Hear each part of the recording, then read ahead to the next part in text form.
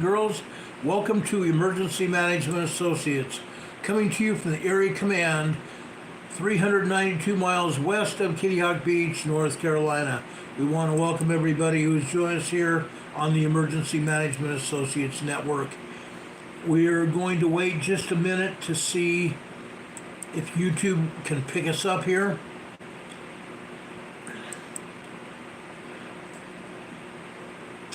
I guess YouTube is having a hard time bringing us in here.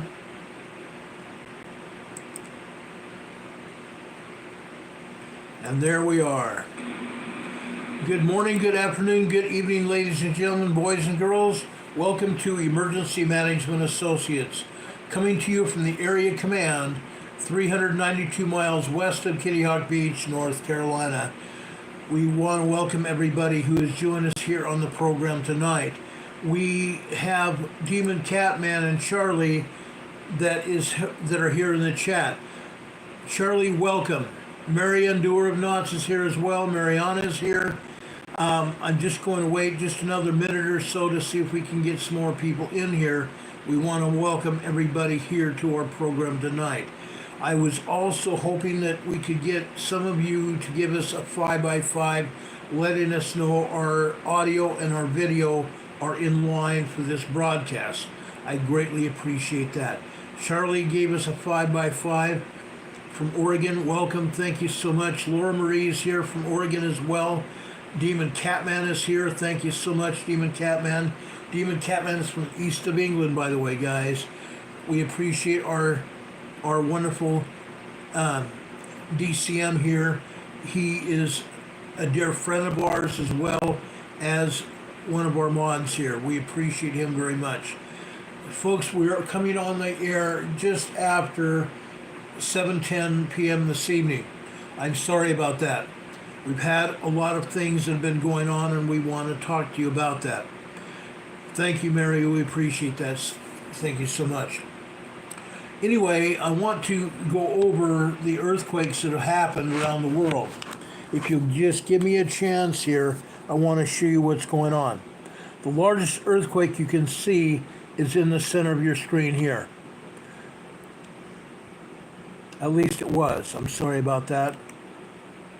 Right here. It's in the center of your screen right here.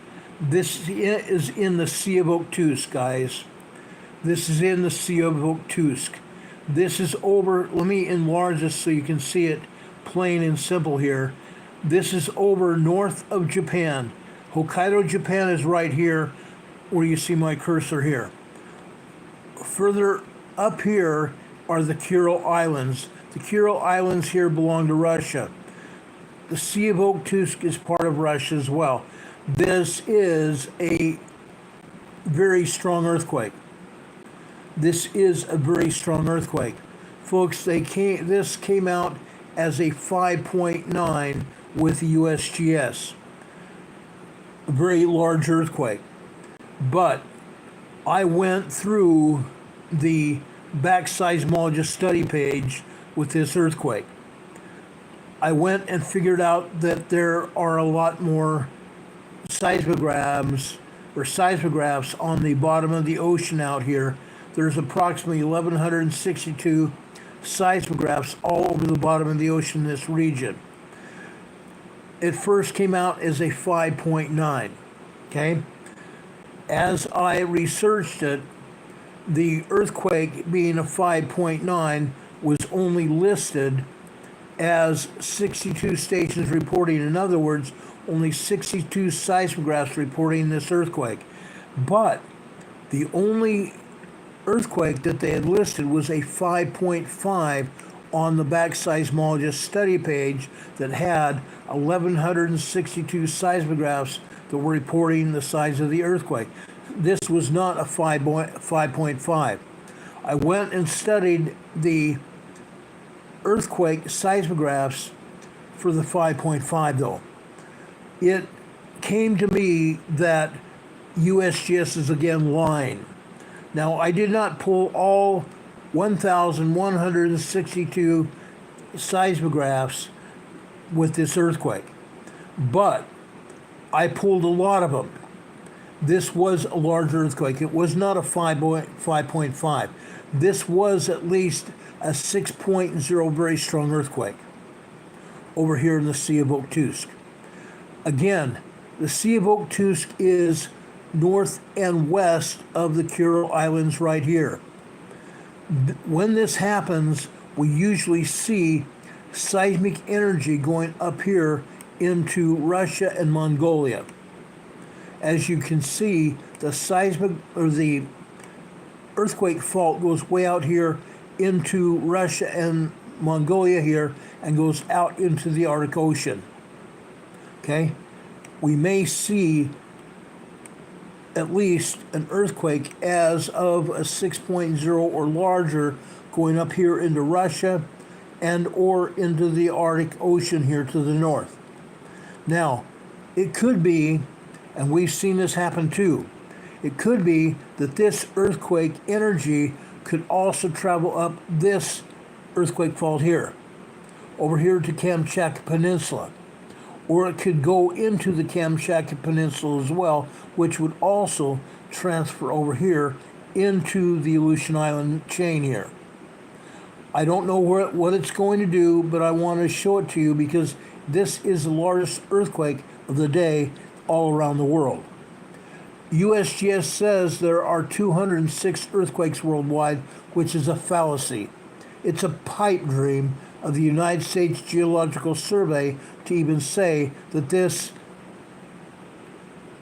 is one of the the only largest earthquake here on the map. They say there's 207 earthquakes around the world. I want to say right now, there are over 600, maybe 700 earthquakes worldwide. They're only showing what they want to show. They are only showing what they want to show. While we're over here in the North Pacific, I want to show you one other earthquake over here in Alaska. This is Chignik, Alaska. This is 134 kilometers southeast of Chignik, Alaska. This is a small 3.2 earthquake here. Notice where it's at. This is in the Gulf of Alaska, but it's still on the Aleutian Island fault zone. It still is going to go up here just south of, oh gosh, what's that? Oh, shoot. There is a port up here, right in this area here, and it will go up here, okay? It could go up here. This is Tatalik, Alaska, okay? It's been up here. We fully expect this earthquake to go up here, to leave the Aleutian Island fault zone, to go over here into central Alaska. Valdez, Alaska is up here. That's what I was thinking of, Valdez, Alaska here. But this earthquake is going to go up here into south central Alaska, and then it's going to come down the southeastern side of Alaska and down into British Columbia, Canada. Now, I want to show you this earthquake here. Okay? This is in Sitka, Alaska.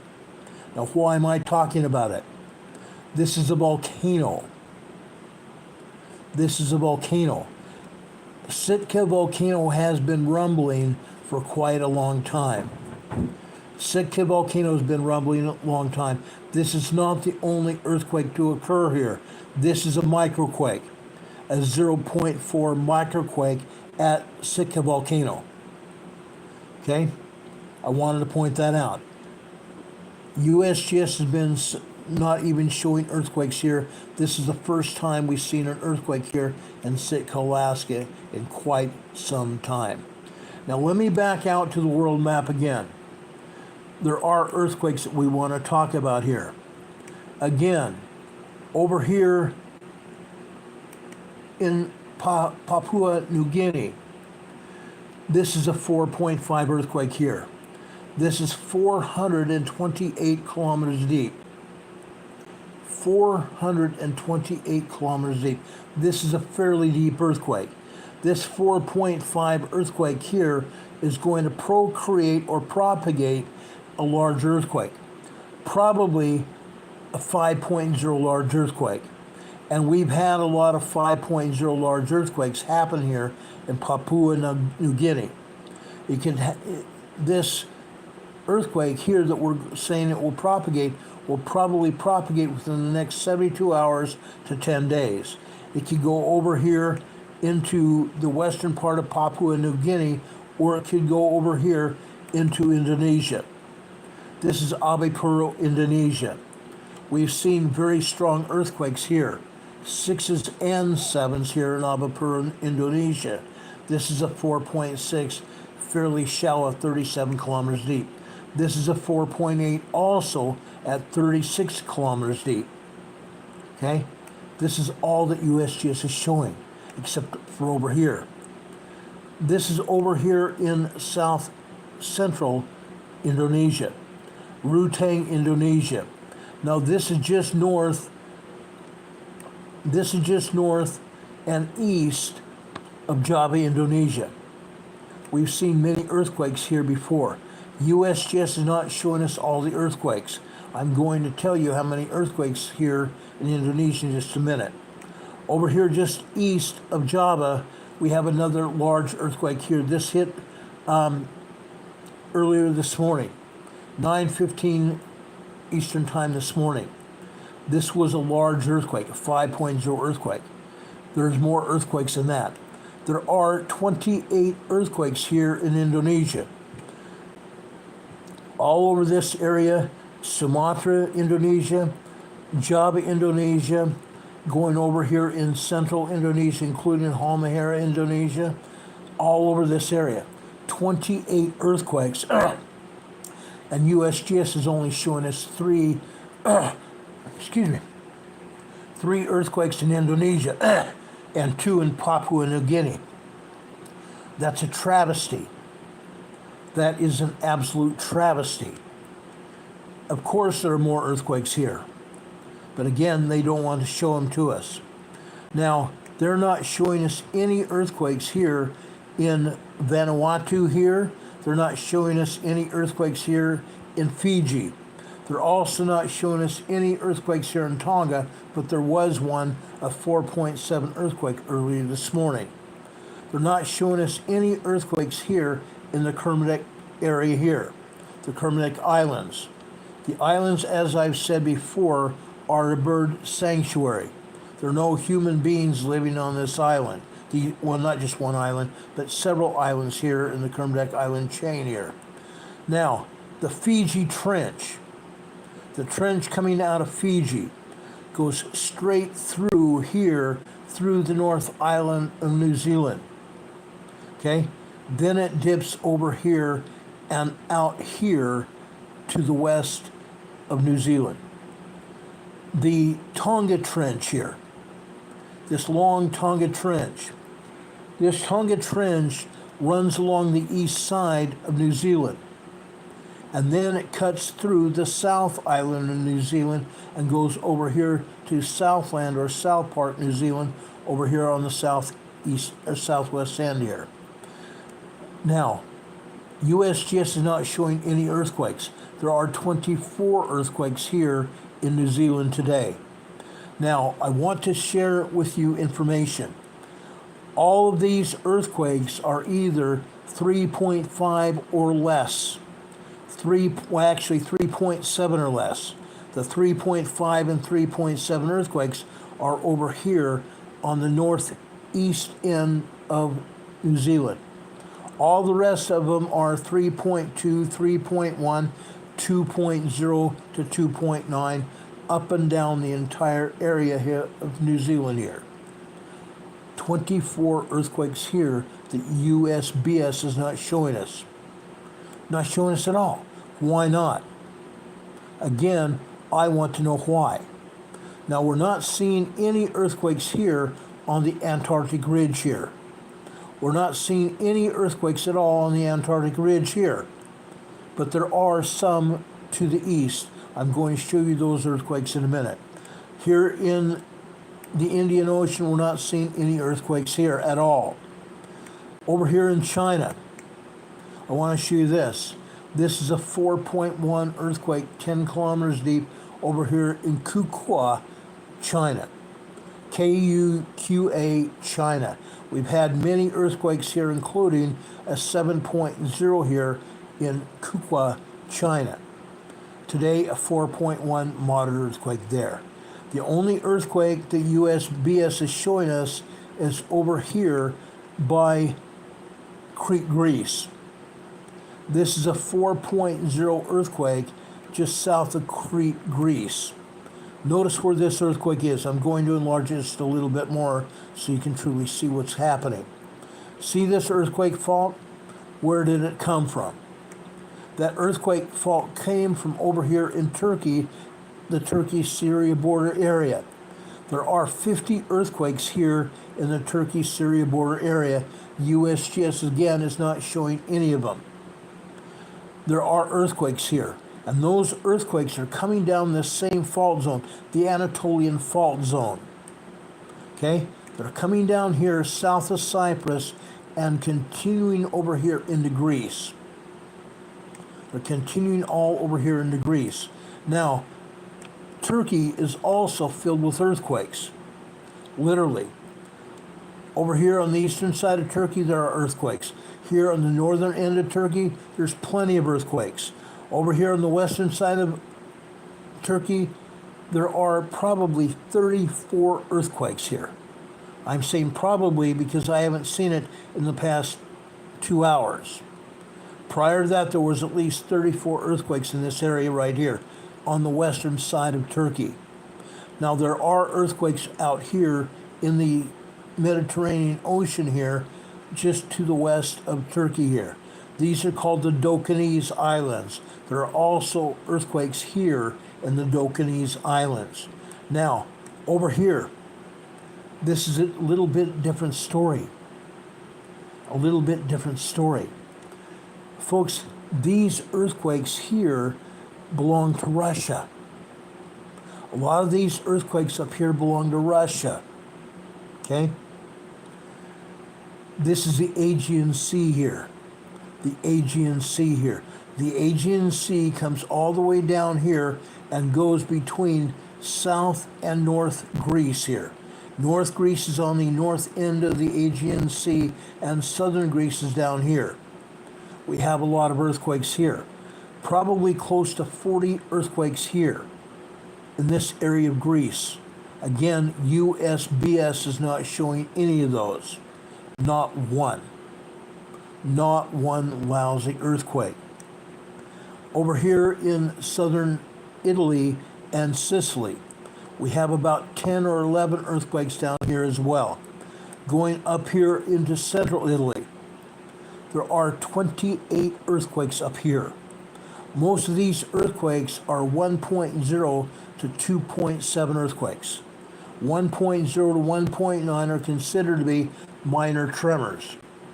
Now, the 2.0 to 2.9 are considered to be minor earthquakes, and there are plenty of those. Going up here into northern or northeastern Italy here, we have some minor earthquakes here, 2.5 and 2.7. We also have some tremors over here and minor earthquakes over here in the resort area of Italy here. Going up into the Alps, we have 1.5 to 1.7 tremors here, and also a couple of microquakes, meaning 0.1 to 0.9 here. Going up here into Switzerland and Germany, we have some minor earthquakes and tremors throughout Germany and Switzerland right here. Going over here into France, there are quite a few earthquakes here in France, about 6 of them. 6 earthquakes here. Again, USGS is not showing a single one of them. Not one. There are 2 earthquakes right here. This is the border region between France and Spain. 2 earthquakes here. There are 2.1 and 2.7 here. Going over here into eastern Spain here, there are several earthquakes here, just minor earthquakes. Nothing really to worry about. Here in southern Spain, look at this earthquake fault here. This earthquake fault stretches through the southern part of Spain. It comes out over here in the Strait of Gibraltar. We have several earthquakes here. About 5, I believe there's 5 earthquakes here if I'm not mistaken. There's more earthquakes over here in the Azore Islands right next to Spain and Portugal here. Going up here, this area is Portugal here. This area closer to the Atlantic here is Portugal. There are several minor earthquakes here. Now, I want to dip down here into the Atlantic Ocean here. These are the Canary Islands down here. Okay? There are earthquakes here in the Canary Islands. USGS again is not showing us any of them. Not one of them. This area here is another fault zone that comes out of the Strait of Gibraltar area in the Azore Islands here, and it stretches over here into the center part. I shouldn't say the center part because it's the north central part of the Atlantic Ridge here, the Atlantic Ocean. This is the Atlantic Ridge. The Atlantic Ridge stretches from the southern part of the Atlantic Ocean at the Antarctic Ridge, and it stretches up north over here, okay, up here through Iceland here. It cuts Iceland literally in half here. Prior to Iceland here, we have an earthquake. This is in the southern Reykjanes Peninsula region, the Reykjanes Ridge here. The Reykjanes Ridge. This is the area of the mid-Atlantic fault that stretches up here into the Reykjanes Peninsula here in southern Iceland. Again, this is where we've seen all of the volcanic eruptions here in southern Iceland in the past 3 years. The eruption started over here at the southern part of the Reykjanes Peninsula right here. You can see the volcano right here. Okay? This is because of the Mid-Atlantic Ridge here. A volcano. This ridge here, I'm going to back out here so you can see the ridge here, stretches through the Reykjanes Peninsula here, out over Iceland here. It takes a northeastern turn here, and then right before this major glacier here, and by the way, this is a volcano. There's a volcano underneath this glacier. The Mid-Atlantic Fault stretches through Iceland here and then makes a northernmost turn through Iceland over another glacier here, and then it runs to the northwest here out of the country, off the island here. Then it makes a western turn, and then once it gets off the island out into the ocean here, then it makes a more northern turn, and it zigzags over here. I believe this is the Arctic Sea here. Okay? It zigzags all over this area here. Now, I want to back out here. I want to show you what we have here. This Mid-Atlantic Fault goes up here to Svalbard.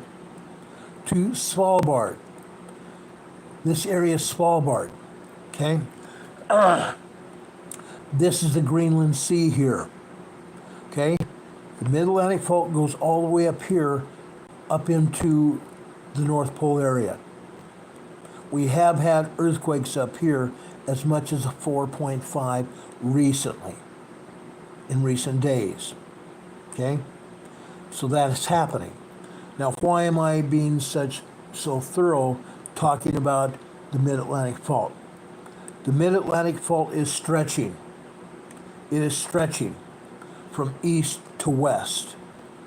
The Mid-Atlantic Fault is pushing and expanding eastward.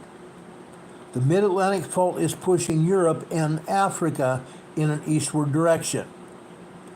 The Mid-Atlantic Fault is also pushing the North American Fault in a south-southwesterly direction. This is the North Atlantic plate here.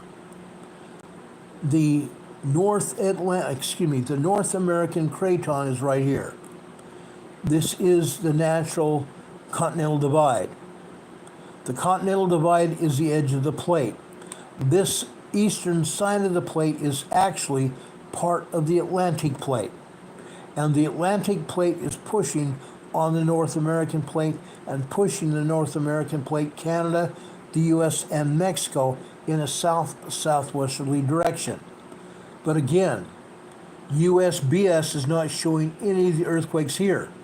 There are plenty of earthquakes here, from up here in the northern part of the United States all the way down here to Georgia. Plenty of earthquakes. 1.0 tremors all the way up to 3.8, 4.0 earthquakes up and down the entire east coast of North America. Now, earlier today, there were 2 earthquakes up here. One of those earthquakes was a 2.5 earthquake that we showed you yesterday. It happened yesterday evening. Another earthquake was up here. This was a 1.87, nearly a 2.0 earthquake right here, belonging to Canada, Quebec, Canada. Again, the USBS is not showing it to us. There's one other earthquake I'm going to show you in the Atlantic Ocean before I show you what's exactly happening. There's another earthquake down here in the South Atlantic. This is in the South Sandwich Islands. The South Sandwich Islands. This is the other large quake today. This is a 5.5 earthquake. This is a mid-range 5.5 large earthquake. USBS is calling 5.0 to 5.9 moderate earthquakes. They're not moderate earthquakes. They're dangerous large earthquakes, and we've proven it. 4.0, 4.9 are moderate earthquakes and always have been. USGS started calling them moderate earthquakes just a few months ago. They're nothing like light earthquakes. They cause moderate damage. Moderate damage. We cannot and absolutely not tolerate the agencies calling these moderate earthquakes, and this one a moderate earthquake here. It causes a lot of damage. 5.5 mid-range 5 earthquakes cause massive damage. There's a reason they were called large earthquakes before. I want to make it very clear they are still large earthquakes. Plain and simple. Demon Catman is here in the chat, and yes, Richard, he did send me the book of Enoch, and I'm going to share that with you within the next day or so. I just have not had a chance to send it to you, Richard, but you ought to read it. It's good reading. Thank you, DCM. I appreciate that. Also, Demon Catman also said something a few minutes ago. He said, please help with the analytics and give this channel a thumbs up. It's a hit of thanks for what we do here on the Emergency Management Associates channel. It's a hit of thanks. It lets YouTube know that a lot of people appreciate what we're doing here. YouTube is not exactly praising our channel because we tell the truth, and USGS and other agencies don't appreciate it. They don't like what we say here. They don't like what we do here. Please give us a vote of thanks by giving us a thumbs up. Right now we see 35 thumbs up. I would love to see another 100 or so thumbs up before we leave this program tonight. It would mean the world to me. Right now we have 98 people watching. I'm hoping that there will be a lot more people than that before we're finished. I'm going to show you a lot of earthquakes tonight. I'm going to show you earthquakes in the Pacific Northwest, in the Cascade Mountains and the Cascadia subduction zone area. Why am I going to show you those? Because there's a lot of information to share with you. Again, the Cascadia subduction zone is alive and well. It's very much alive and well. I want to make that perfectly clear. Over here in South America, USGS is only showing us 3 earthquakes. There are 27 earthquakes here in South America. This one over here in Antofagasta, Chile area here is a 4.5 earthquake here. A 4.5 earthquake. This is in Tirana, Chile, near La Tirana, Chile. This is 92 kilometers deep, still a fairly shallow earthquake. South here along the coastline, Tocopilla, Chile. This is a 4.8, 49 kilometers deep. Over here at the area of the Chile-Argentine border area, this is a 4.2. This is 60 kilometers west-northwest of San Antonio de los Cobres, Argentina. Again, in the border area between Chile here and Argentina here. This is over in the Andes Mountains. The Andes Mountains. Now, folks, why are we having earthquakes here? It's plain and simple. The same thing applies with the Mid-Atlantic Fault here. The Mid-Atlantic Fault is pushing South America in a south-southwesterly direction.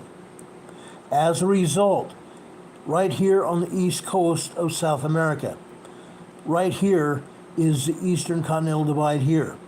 It's right close to the ocean here. The Mid-Atlantic Fault is pushing South America in a south-southwesterly direction. Over here, on the western side of South America, the Andes Mountains here are the edge of the plate. The Andes Mountains here are the edge of the plate. And this is why we're getting the pressure here. This is exactly why we're getting the pressure and why we have earthquakes here. Okay? And here, over on the west coast of South America, we have another plate here. We have the South Pacific plate here. Okay? A lot of pressure here. The Pacific plate is subducting under the South American plate. Subducting underneath the South American plate. So it's causing a lot of friction here between the Mid-Atlantic plate pushing the South American plate in a south-southwesterly direction. The Pacific plate is subducting underneath the South American plate, causing a lot of friction here, a lot of worry. Okay? The Earth is moving. The Earth is moving just as it is in North America, causing earthquakes here. And for USGS to only show us 3 earthquakes here is a travesty. Is a travesty. There are 17 earthquakes right here. 17 earthquakes right here. The rest are over here in Peru, Ecuador, and Colombia here.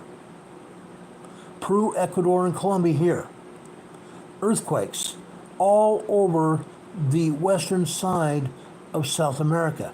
Now, occasionally we do hear or see earthquakes over here in Brazil and Bolivia here. Bolivia is right here, Argentina is down here, and Brazil is up here. Occasionally we do see earthquakes here. Occasionally. And over here on the eastern side of South America. But not often. Not often. It happens. Okay? Anyway, let's go over here into Central America. USGS is not showing us any earthquakes here in Central America, except for this one. This is just off the coast here on the Cocos Plate here. This is a 4.0 magnitude earthquake, 67 kilometers south on the Cocos Plate of Champerico, Guatemala. Champerico, Guatemala. What else is going on? The earthquakes here in Central America that they're not showing us create a lot of earthquakes over here in the Dominican Republic and Puerto Rico, and occasionally over here also in Jamaica and Cuba, and over here in the Cayman Islands. Why? Because the earthquakes here in Central America are picked up here by the Cayman Ridge. They're picked up here by the Cayman Ridge. The Cayman Ridge stretches over here into the Caribbean Sea. The Cayman Ridge stretches out here, and then it makes an abrupt turn to the north, and then another abrupt turn to the east, going south of the Cayman Islands here and north of Jamaica here, and it skirts the southern coast of Cuba here. It continues east, north of Haiti here, and north of the Dominican Republic here. And it continues east over here past Puerto Rico, north of Puerto Rico, past the U.S. and British Virgin Islands here, the Leeward Islands out here, and then it makes an abrupt southern turn here around the Leeward Islands and continues south here in the Pacific over here to Venezuela. Then it makes an abrupt turn here west into Venezuela, the Cayman Ridge. Occasionally we do get earthquakes right here caused by the Cayman Ridge, bringing earthquakes from Central America here. It has happened. About 2 years ago, we had two 5.0 earthquakes right here. One here and one over here in Grenada, caused by the Cayman Ridge here. Yes, we do have earthquakes here in Leeward Islands. Most of these earthquakes here in Leeward Islands are caused by magma. Why? Because these Leeward Islands were formed by volcanic action. And again, that's why we're getting earthquakes over here, is because all of the volcanoes are recharging. All of the volcanoes are recharging. Over here in Puerto Rico, southwestern Puerto Rico, we are still seeing aftershocks from two major earthquakes in December 2019. December 26th and December 28th, 2019, we had two major earthquakes here in southwestern Puerto Rico. One 8.0 on December 26th and another 8.4 here on December 28th. We're still having aftershocks over 4 years later. This here is a 2.3 earthquake. Yucco, Puerto Rico. Yucco, Puerto Rico, right on the southwestern coast of Puerto Rico here. Folks, this is where the earthquakes hit. This is where the earthquakes hit, destroying businesses, destroying homes, and killing a lot of people here in Puerto Rico. I don't remember the number of people here in Puerto Rico that were killed, but there were a lot of them. And there was even more injured as a result of those earthquakes. And folks, just so you know, those were man-made earthquake faults. They were man-made earthquake faults. I will go into that again another day though. They were man-made earthquake faults. This earthquake fault to the north of Puerto Rico today, this is a 3.2 earthquake. It's a 3.2 earthquake here. It came down from the Cayman Ridge here, just north of Puerto Rico. 3.2 earthquake. This is 14.5 kilometers deep. Over here on the eastern part of the Dominican Republic, this is a 4.0 moderate quake. This is 4 kilometers southeast of Otra Banda, Dominican Republic. Down here to the south, this is a 3.6, 83 kilometers south-southeast of Boca Yuma, Dominican Republic. This area here is a waterway between Puerto Rico and the Dominican Republic. It's called the Mona Strait. The Mona Strait. This strait has earthquakes here because over here in the Caribbean Sea, we have a huge fault zone. This is an underwater fault zone. Okay? That's why we get earthquakes here. Over here to the north central part of the Dominican Republic, this is a 3.8 earthquake dropped by the Cayman Ridge here. It's just a few miles off the coast of the Dominican Republic here, and that's why this earthquake hit here, just so you know. Okay? I haven't explained that in a while, and that's why I've taken the time to explain it tonight. Again, over here in Central America, just off the coast of Guatemala here, we have a 4.0 earthquake. There's more earthquakes here. There are about 11 earthquakes between Panama, Costa Rica, Nicaragua, and El Salvador and Guatemala here. Okay? USBS is not showing any of them. Over here in central or southern Mexico here. Southern Mexico from Puerto Vallarta here all the way down here to the border of Guatemala. There are about 38 earthquakes here. 38 earthquakes.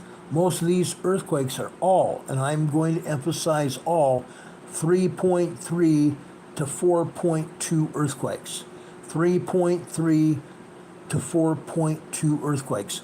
Small to moderate earthquakes all throughout this area of southern Mexico. I want to make it very clear. Southern Mexico is a breeding ground for earthquakes to the north. Southern Mexico here is a breeding ground to earthquakes here to the north. Earthquakes here in the Gulf of California. The Gulf of California. These earthquakes are forcing themselves up here into California. Literally. What we saw yesterday down here in the southern part of the Imperial Valley here. We had a 5.0 earthquake right here where you see my cursor. A 5.0 earthquake, and USGS did not even show it. A 5.0 earthquake here in Southern California, and USGS did not even show it. That's a travesty. That's a travesty. Okay? It's wrong. It's wrong on so many levels. For USGS to deny it happening is a travesty because the seismograms show it. The seismograms show what happened yesterday here in Southern California. Down here in northern Mexico, right here. This is near what they call Delta, Baja California. Okay, what else is there? What else is here? It's right on the San Andreas Fault. The San Andreas Fault comes out of California and goes right down here. But there's something else here that you need to know about. Right down here. Okay, what is this? This is the Cerro Prado volcano here. The Cerro Prado volcano. Just like we have in the United States. Scientists and men have dug into or drilled into the upper magma chambers of this volcano to obtain steam to power turbines over here northwest of the volcano and over here to the southeast here. Turbine facilities. They generate electricity for the people in northern Mexico as a result of this volcano here. Okay, that's what they're doing. Okay, this earthquake is just one among many. Again, USBS is not showing all the earthquakes at all. I'm very disappointed in the U.S. agency. I used to be a fan of the U.S. agency. I want to make it clear. I used to be very much a fan of the U.S. agency. I am not anymore. They cannot be trusted. They cannot be trusted. Over here also on the San Andreas Fault. This is the town of Imperial, California. The town of Imperial, California. This is a 2.3 earthquake here in the town of Imperial. Okay, a 2.3 minor earthquake. This is 9 kilometers deep. Together right here, this is a 1.5 tremor, also just northeast of Imperial, California. Again, these are not the only earthquakes here. Just like I showed you last night, the United States Geological Survey does not show all the earthquakes at all. At all. Right now, I can tell you that there are over 400 earthquakes here in the Imperial Valley alone. Over 400 earthquakes right here that they're not telling us about. They are not telling us about. That's a travesty. That is an absolute travesty. I want to show you something else. down here, this is the town of El Centro, California. I showed you a ton of earthquakes. I showed you 15 3.0 to 3.9 earthquakes right here in El Centro alone. USGS again didn't show any here. None. The United States Navy has a Naval Air Station here. This is Naval Air Station El Centro, California. Now, again, Imperial Valley, Imperial, California. We have earthquakes here. USGS is showing those, but they're not showing all the earthquakes. They're not showing even half of the earthquakes, not even a third of the earthquakes in the town of Imperial. That's a travesty. There are minor earthquakes. There are small 3.0, 3.3 earthquakes here in the town of Imperial. Further north. Let's move further north here. I want you to see this. This is important. This is really important. Right here on the southwestern side of the Salton Sea. This is what they call Westmoreland, California. There are plenty of tremors and minor earthquakes right here. There are close to 100 earthquakes here in Calipatria. Close to 100 earthquakes here in Calipatria alone. Now, that's not all, folks. There's more. There's more. Further south here, we have a town called Holtville, California. I showed you earthquakes here in Holtville. The Salton Sea Desert Research Station is here in Holtville. We had 40 earthquakes here in Holtville yesterday, and I'm sure there's just as many here today. Not to include all the tremors and microquakes here as well. Again, there are over 400 earthquakes here in the Imperial Valley. Not to include all these here in Ocotillo Wells in Ocotillo, California. This is a 1.1 tremor here. Ocotillo, north of Ocotillo, California. Here is Ocotillo Wells, a 0.9 microquake. Here's another 1.3, and here's another 1.1. We haven't even gotten here to Bombay Beach. Here is a 1.8 southwest of Bombay Beach. USGS cannot even get the directions right. USGS is calling this southeast of Bombay Beach. Bombay Beach is right here. Bombay Beach is right here. At the very best, this earthquake is southwest of Bombay Beach. And folks, there are 3.5 to 4.0 earthquakes here at Bombay Beach. About 6 of them. Not to include all the tremors, the microquakes, and minor earthquakes here at Bombay Beach. This is also the San Andreas Fault here, or what they call here in the Imperial Valley the Imperial Fault. When the San Andreas Fault comes here into the Imperial Valley here, they call it the Imperial Fault. The Imperial Fault. When it goes back down here into Mexico, they call it the San Andreas Fault. And the San Andreas Fault comes here and goes all the way through the Gulf of California and all the way down to southern Mexico. Along the coast of southern Mexico. Now, what other faults are there? All throughout this area of the Imperial Valley. This is called the Brawley Seismic Zone. There are all kinds of earthquakes all over the Brawley Seismic Zone. Okay? Right here, we have the San Jacinto Fault.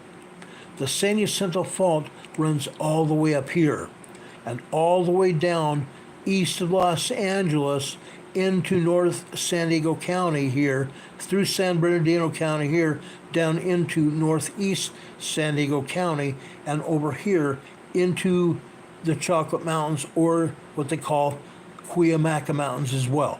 Same thing. The San Jacinto Fault comes down here into the Imperial Valley near Ocotillo. We have had earthquakes here, and as you can see right here, we have earthquakes here on the San Jacinto Fault.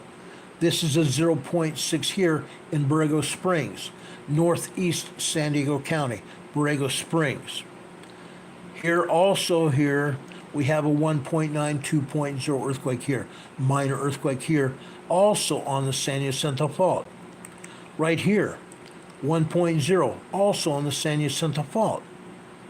Over here, this earthquake is also in Borrego Springs, a 1.0 tremor here. 1.0 tremor just west of the San Jacinto Fault. These earthquakes here, right here, are on the Elsinore Fault. The Elsinore Fault. This Elsinore Fault comes all the way up here through Los Angeles here, all the way down by Elsinore, California. Yes, folks, there is Elsinore, California right here. There is a lake there. Just for kicks and giggles, I'm going to talk about that lake real quick. Elsinore. Lake Elsinore. Lake Elsinore has no outlet. It has no inlet or outlet. In the summertime, it gets very warm there. Yes, there are some fish that are still there. I have fished at Lake Elsinore. Folks, it stinks there. It stinks. They typically call it Lake Smell Some More. Lake Smell Some More. Okay? But it is the Elsinore Fault here. You can see the Elsinore Fault leaving Elsinore, California, going down here into northeastern part of San Diego County. Northeastern part of San Diego County. And in fact, folks, there is a small town here. There is a small town. This town is called Fallbrook, California. I have a lot of friends residing here in Fallbrook, California. Quite a few friends. Okay? A lot of friends. The Elsinore Fault comes right down here past Palomar Mountain. Past Palomar Mountain here. And down into this area here. This is Ramona, California. Rancho San Diego, California. Rancho San Diego, California is basically a retirement community just southeast of Ramona, California. Okay? But the Elsinore Fault goes all the way down here into Julian area as well. If you see any earthquakes, and we have had earthquakes here in Julian, they're as a result of the Elsinore Fault here. We have had earthquakes up here at Palomar Mountain as well, the Elsinore Fault again. Now we do have this here. I want to show you this. This is Home Gardens, California. Home Gardens, California. Folks, I want to show you this. Typically, USGS tries to show us this as a quarry blast. This is nowhere near a quarry, though. Nowhere near a quarry. What it is near are homes. Homes here that have just been built. Homes here that were just built about 10 years ago. This is not a quarry blast. On this map, USGS has it a quarry blast as a diamond here. It's not a quarry blast. This is a 1.0 tremor here, an earthquake. Okay? That's what's going on here. It is not a quarry blast. USGS needs to get their heads examined. They're not reporting accurately. They're not even looking at where these earthquakes are happening. This is a 1.0 tremor up here in Home Gardens, California. Home Gardens, California. Now, what else is going on? Just a minute ago, I had this earthquake here. I'm going to reveal right now what it is. This earthquake hit here tonight. This is a 3.6 earthquake. This is Newport Beach, California. This was felt. This was felt, guys. A 3.6 earthquake here in Newport Beach, California. I'm going to show you what it was. Okay?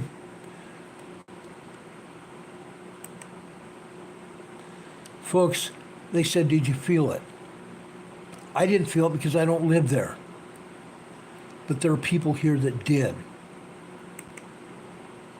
There are people here that did. Isn't that something? Usually they give us an idea of how many felt that earthquake. But now they have not. Let me check here at the shake alert. They're still not showing us how many people felt this earthquake. Let's go back here to the felt report. Tell us. Okay? They're still not showing us how many people felt it. They're showing this page here so you can say or tell USBS if you felt it or not. There were people that felt it. Anything over a 3.0 earthquake, people can feel it. Anything over a 3.0 earthquake, people felt it. This is a 3.6, maybe even larger quake. Again, USGS does not report everything, nor do they report accurately the size of the earthquakes. They hide the information, and we've proven it. There are earthquakes all over this area, all over the Los Angeles area, over here by Newport Beach, and even south of there over at Laguna Beach, California. We showed you earthquakes here at Laguna Beach yesterday. Up here, Marina del Rey and Playa del Rey, the beach communities here. This is not just the beach communities though, it is the marinas. This area has a lot of money. There are a lot of boats and yachts here at Marina del Rey and Playa del Rey. This is a very rich area. We had earthquakes here as well yesterday. We just had another earthquake here. That was a 3.6, and we had a 3.4 here. This just happened. This is a 3.4 aftershock. Now, while we're talking about it, folks, this may lead to bigger quake. There is a 25% chance of any quake being a foreshock of a much larger quake. There is a 25% chance of any of these earthquakes that we've talked about tonight of being a foreshock of a much larger quake. That's important to know. Since we just had an aftershock, there's a very good chance that we may see a larger quake here. We've been reporting to you now that we've been expecting a large to a major quake here in Southern California for quite some time. This may be the beginning of something larger. Newport Beach here is on the Newport-Inglewood fault. Okay?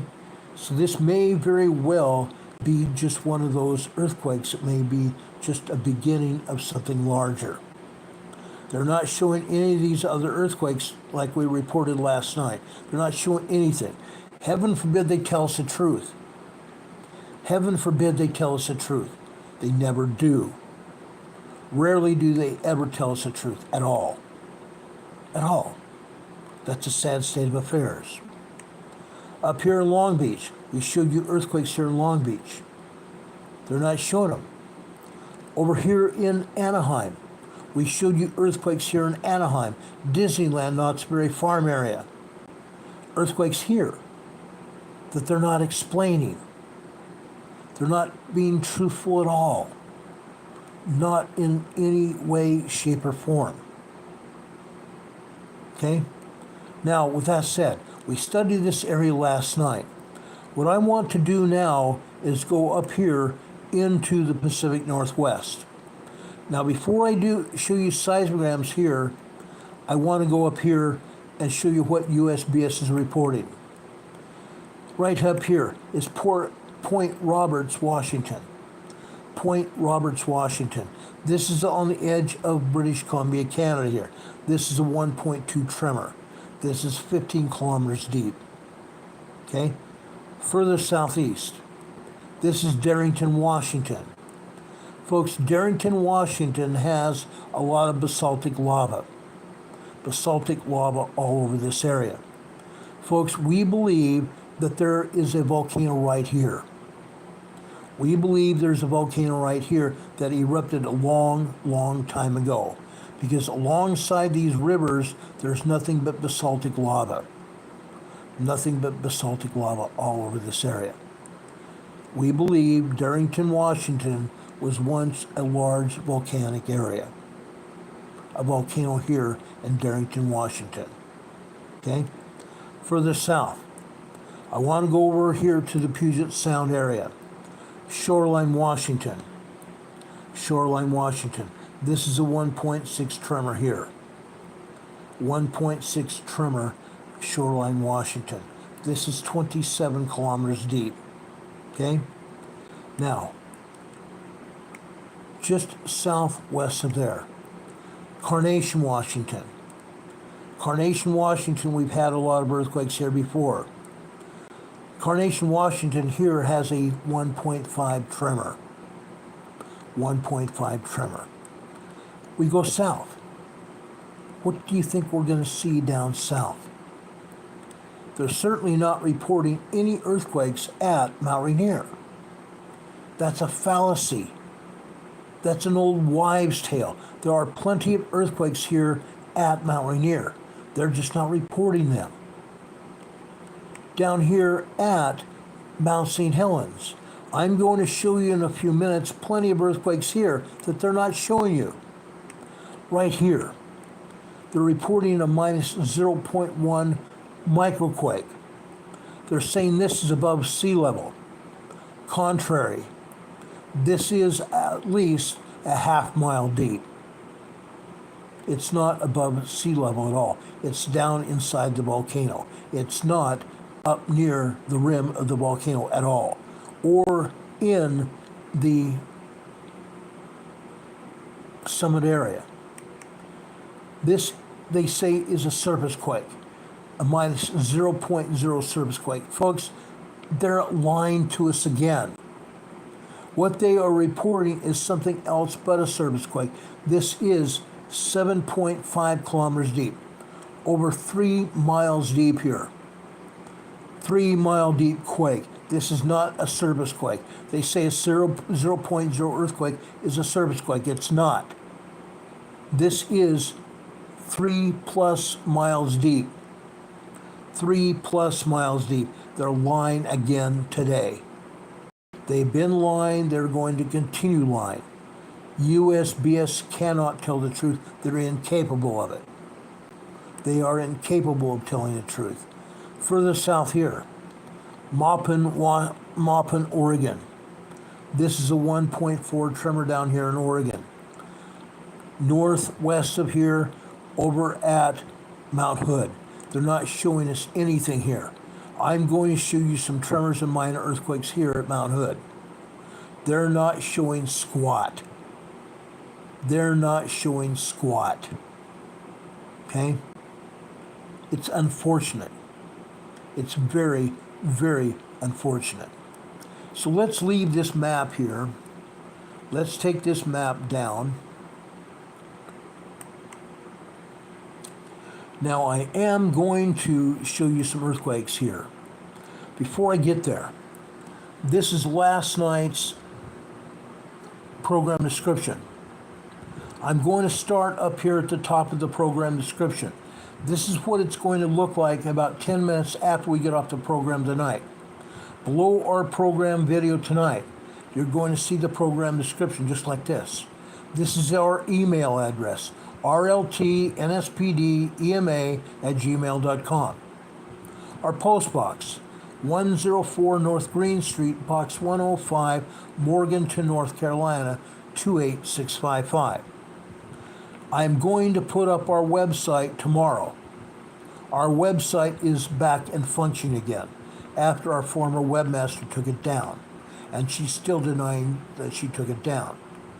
Now there's a lot more here, okay? We're no longer on Gab. We're no longer on Parler. Parler was taken down by another entity that bought Parler out. Parler was a conservative talk social media site. Parler got taken down. We're not on Gab yet. I have a Gab site, but we are not on Gab right now. We are on Facebook, Emergency Management Associates on Facebook. We are on MeWe. MeWe is another social media site much like Facebook. The reason I have a MeWe site is because sooner or later I'm going to leave Facebook. I post our programs every night after the program is over here on MeWe. Again, we're not on Gab. Here we have places where you can make donations to our program. PayPal.me/Emergency Management Associates, EMERMGMTASSOC 591. You can make a donation to that PayPal site. We have another one here, PayPal.me/rltnspdema@hotmail.com. Now, this is not a hotmail.com site. This is a PayPal site where you can donate to our program. Also, we have a Cash App site right here, the $EMARMGMTASSOC. That is our Cash App. We are also on Patreon, although I have not used Patreon in some time. Now, this is new right here. Join this channel to get access to perks. This is a join. This is a membership link. When I get through this program tonight, you can come down here to this membership link and click on it and join our Emergency Management Associates membership right here. Rather than look for a join button, you can go down here to this site right here and it'll take you where you can join our membership here on Emergency Management Associates. Below that, we have sources of information, earthquakes, right here. USGS and EMSC, the European Agency. Northwest Seismic Network, PNSN, that we're going to show you seismograms from tonight. The National Tsunami Warning Center. If we have a 6.5 or larger earthquake anywhere around the Pacific area, we come over here to the tsunami.gov and we can find out what's going on here at tsunami.gov. Now, south of there is the Joint Australian Tsunami Warning Center. This is for the South Pacific, the Joint Australian Tsunami Warning Center. Also, just below that, we have the National Hurricane Warning Center here, the NHWC.gov, the NHWC.gov. Below that, the National Weather Service, NWS.gov. Below that, the National Buoy Center, where you can check out buoys that are moving as a result of earthquakes. www.ndbc.noaa.gov. ndbc.noaa.gov. The Center for Disease Control, CDC.gov. One other place where you can look for satellite images of heat, both volcanic and fires, the College of Dupage. The College of Dupage. You can go there and pick up those satellite images. Now, there's one other place I'm going to put up here in the future. That's the NASA site, NASA Firms, FIRMS, NASA Firms, FIRMS.gov. That site will show you fires and places where magma beneath the surface has shown heat. Okay? They also have access to satellite images, but it's run by NASA. Okay? Down below that, we talk about hurricanes and storms and tornadoes. Ryan Hall Y'all on YouTube. Ryan Hall Y'all on YouTube. Okay? We also talk about solar CMEs and solar storms. Wages World. Wages World on YouTube here. He's very real, and he's very accurate. He's very accurate. If you want to find out about X-class flares, and yes, we're still seeing X-class flares, you can go over to Wages World here on YouTube and find out everything you want to know about solar eruptions and X-class flares. Besides that, right here, this is Mark Pires' Real Talk. Mark Pires is a very good friend of mine. He plays music. He also has other entertainment. He'll make you laugh. He plays music. He's very good at it. Right now, this shows 1,973 days in a row.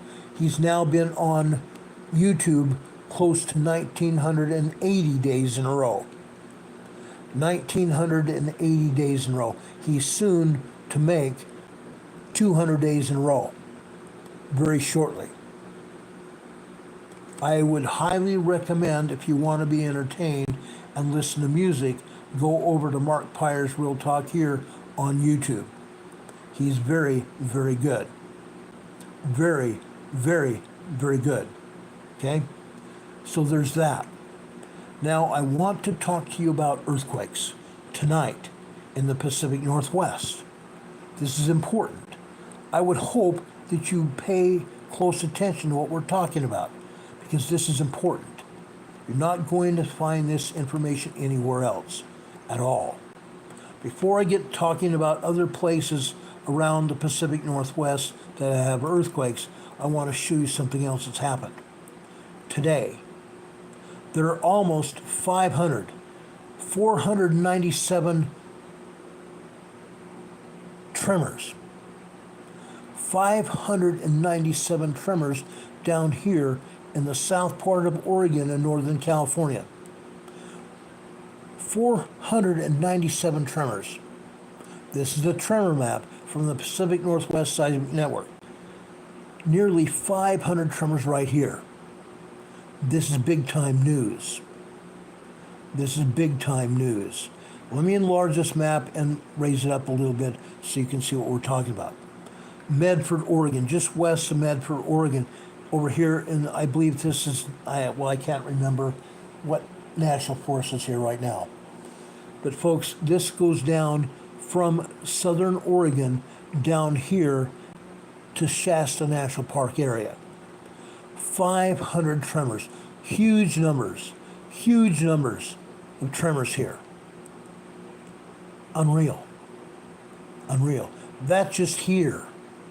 There are other tremors that the Pacific Northwest Seismic Network all up and down the coast is not showing them. They're not showing them, but they are so wrong. They're so wrong. They're not showing the earthquakes because they still, together with USGS, do not want to show you exactly what's going on over here and up and down the coast. That's the other reason I want to show you this tremor map. They're not being honest either. They haven't been honest in a very, very long time. I want to go up to Mount Baker first, okay? When I first arrived at the Mount Baker site, this is what I saw right here. Image not found. This image right here came from a brand new seismograph that's sitting on Mount Baker. A brand new seismograph that up until now has been reporting earthquakes here at Mount Baker. Mount Baker is just south of the Canadian border here in Washington State. But they've turned off the seismograph. They have shut down a brand new seismograph, and it's been off for quite some time. They don't want to tell us exactly what's going on. They don't want us to tell you what is happening at Mount Baker. Well, folks, I've gone around the Pacific Northwest Seismic Network. I pulled up other seismograms I'm going to show you tonight. For example, this one. Baker Shuckson. Shuckson is a ski resort on the north side of Mount Baker. Now, I want to tell you this. This red line, this black line here, this black line and subsequent black line going all the way across here, this black line over here, this black line here, this blue line right here, this blue line all the way across here, this red line here, and this red line going all the way across here, and finally this black one going all the way across the bottom here. They are all false images. Those are all false images. Okay? They're not true. They're not true. For whatever reason, the Pacific Northwest Seismic Network does not want us to know exactly what's going on. Normally, what we would see here, as we can see on these other lines, each line represents 15 minutes worth of time. Coming from over here, just at 5 p.m. yesterday evening, 1700, it's 5 p.m. yesterday evening, going all the way across here until it gets to 5:14 p.m. over here. Then over here on a red line beneath that, that is 5:15. And then the green line beneath that is 5:45. And the next black line is 6 p.m. They're not showing it that way. They're lying through their teeth. They want to screw people up. What we normally see on a black line, let me zoom in here. What we normally see on a black line are images of magma. Images of magma. Magma pulse signals from tiny thin lines going to thicker lines and then going to be thinner lines again. That's not what we're seeing. We're not seeing it here either. This is false imaging. They don't want to tell us the truth. The only truth here is right here. Just after 10 a.m. this morning.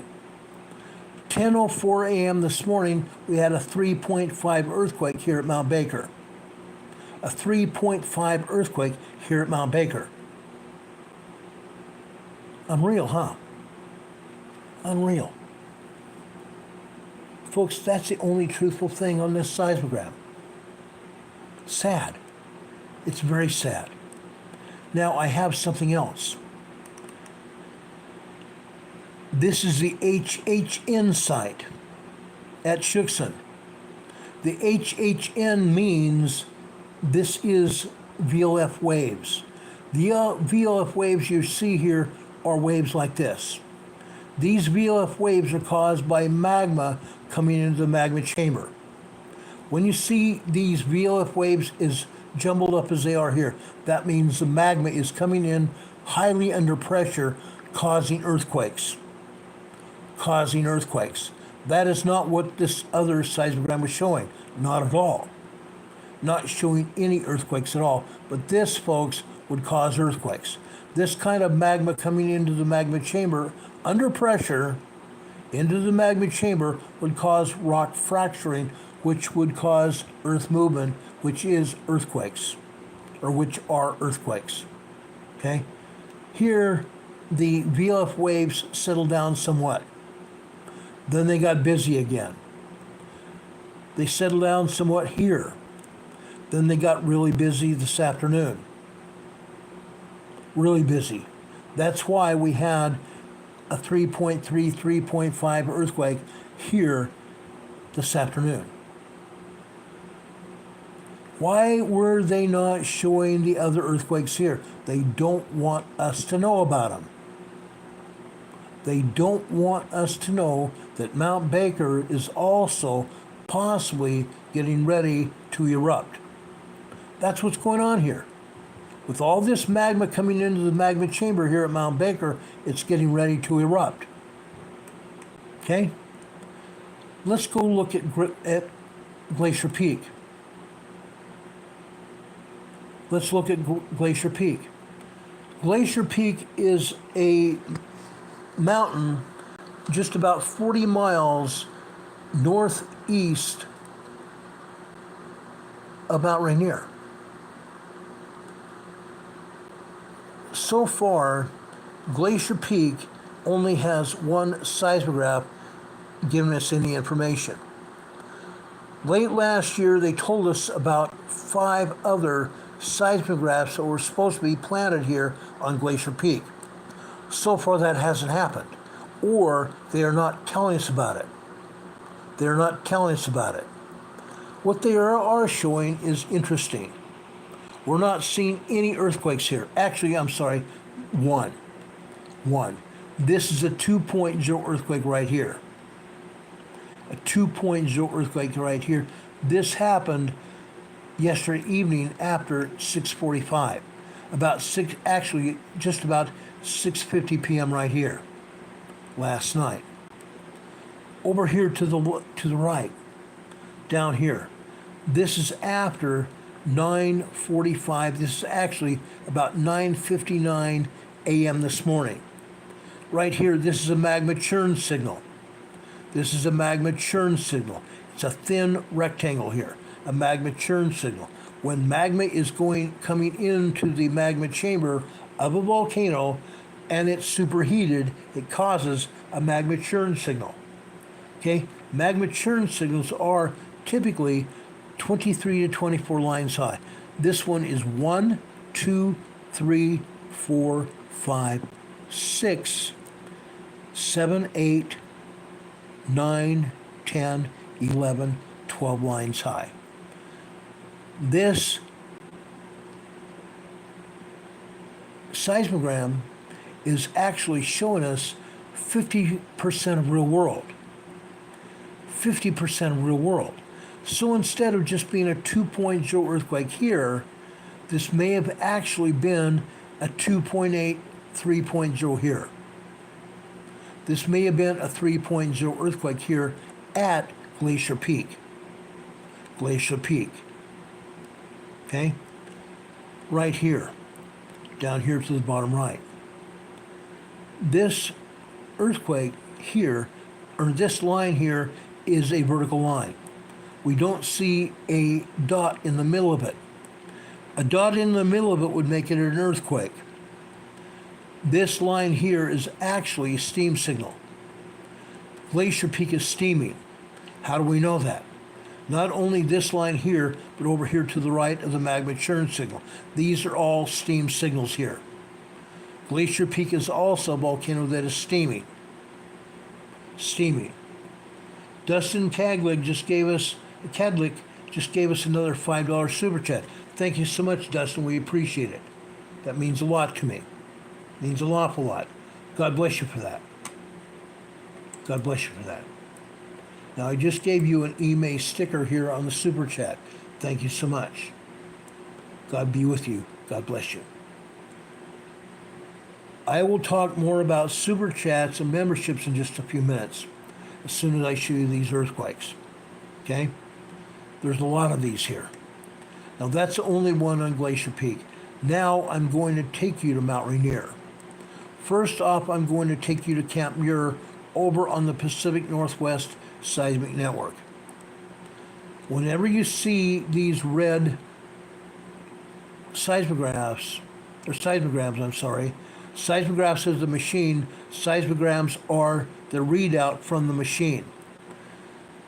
Whenever you see these kind of seismograms here, they're from the Pacific Northwest Seismic Network. This is Camp Muir on Mount Rainier. We have an earthquake here. This is probably a 3.0 earthquake here. Probably. Okay? We see the line going all the way down here and all the way up here. I don't believe this is anywhere close to a minor earthquake, meaning a 2.0, 2.9. This is a 3.0 earthquake. Okay? Yes, we're seeing probably a 2.0 earthquake, minor tremors all over here. This is probably a 2.9 earthquake here. Over here, this is a minor tremor here. Right here, this is a 2.8, 2.9 earthquake. Here's a 2.2 earthquake here. Over here, this is a 1.7, 1.8 tremor here. Okay? This is Camp Muir on Mount Rainier. This is the Pacific Northwest Seismic Network. Now, that's not all, folks. There's more. There's more. I'm going to show you Camp Muir from the USGS side. There are USGS seismograms like this. Okay? This shows us an awful lot more detail. An awful lot more detail. The USGS, unlike the Pacific Northwest Seismic Network, PNSN shows their seismograms starting off at 5 p.m. yesterday afternoon. This one starts off by showing us 1045 up here at the top. This line here is 1045. We're seeing tremors all over the place.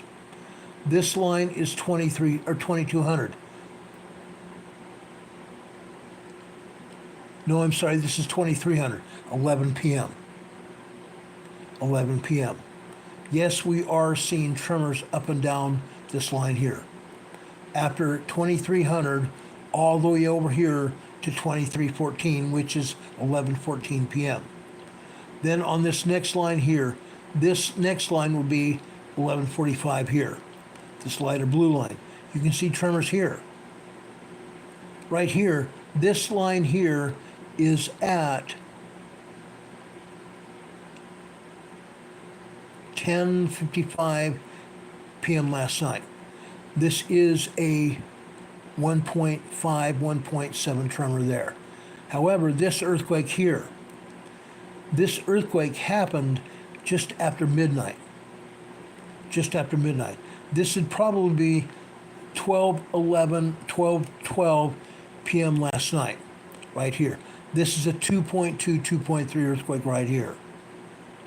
You can see a lot of tremors here. A ton of tremors here. We see tremors and earthquakes up and down the seismogram. This is a 2.4, 2.5 earthquake here. This was at just after 2:30 this morning. Just after 2:30 this morning. Tremors all over this area. This is another 1.7, 1.8 tremor here.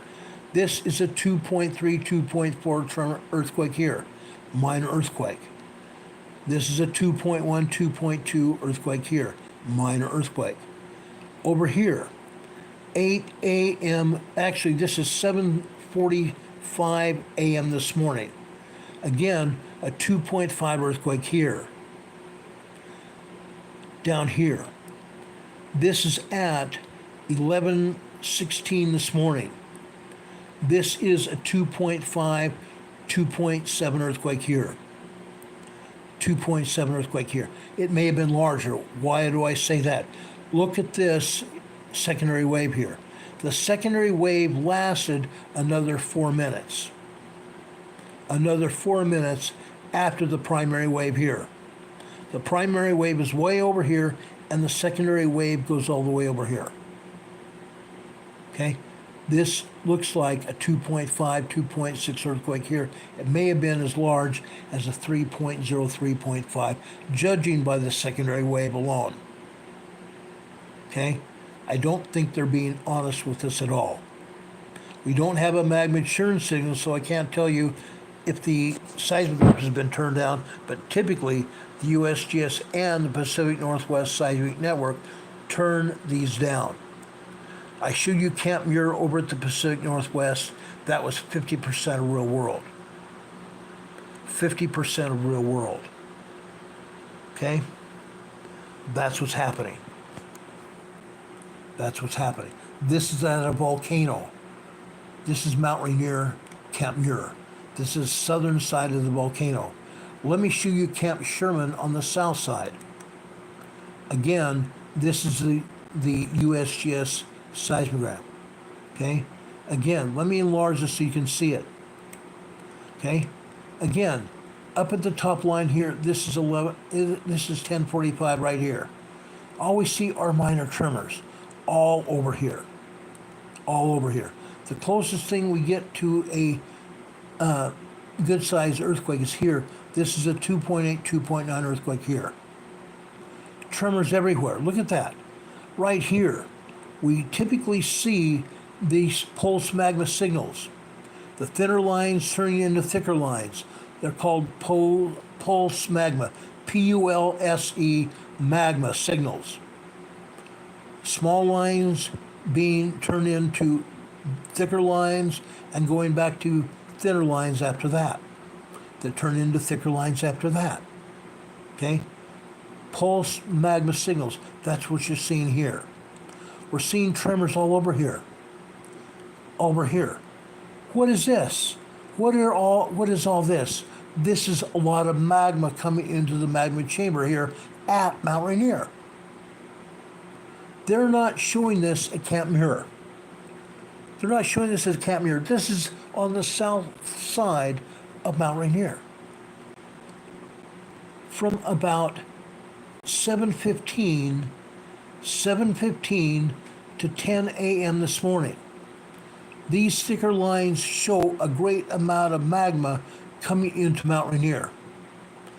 Mount Rainier is beginning to get huge, and it's going to erupt. It's going to erupt. We've seen signs of eruption here at Mount Rainier for a very long time. I've been showing these seismograms here at Mount Rainier for 4.5 years. This is the busiest we've seen it. This is the busiest we've seen it. Right here, look at this. This is a magma churn signal here. We see thinner lines out here, but it's jumbled up with a lot of other tremors and such, and pulse magma signals here.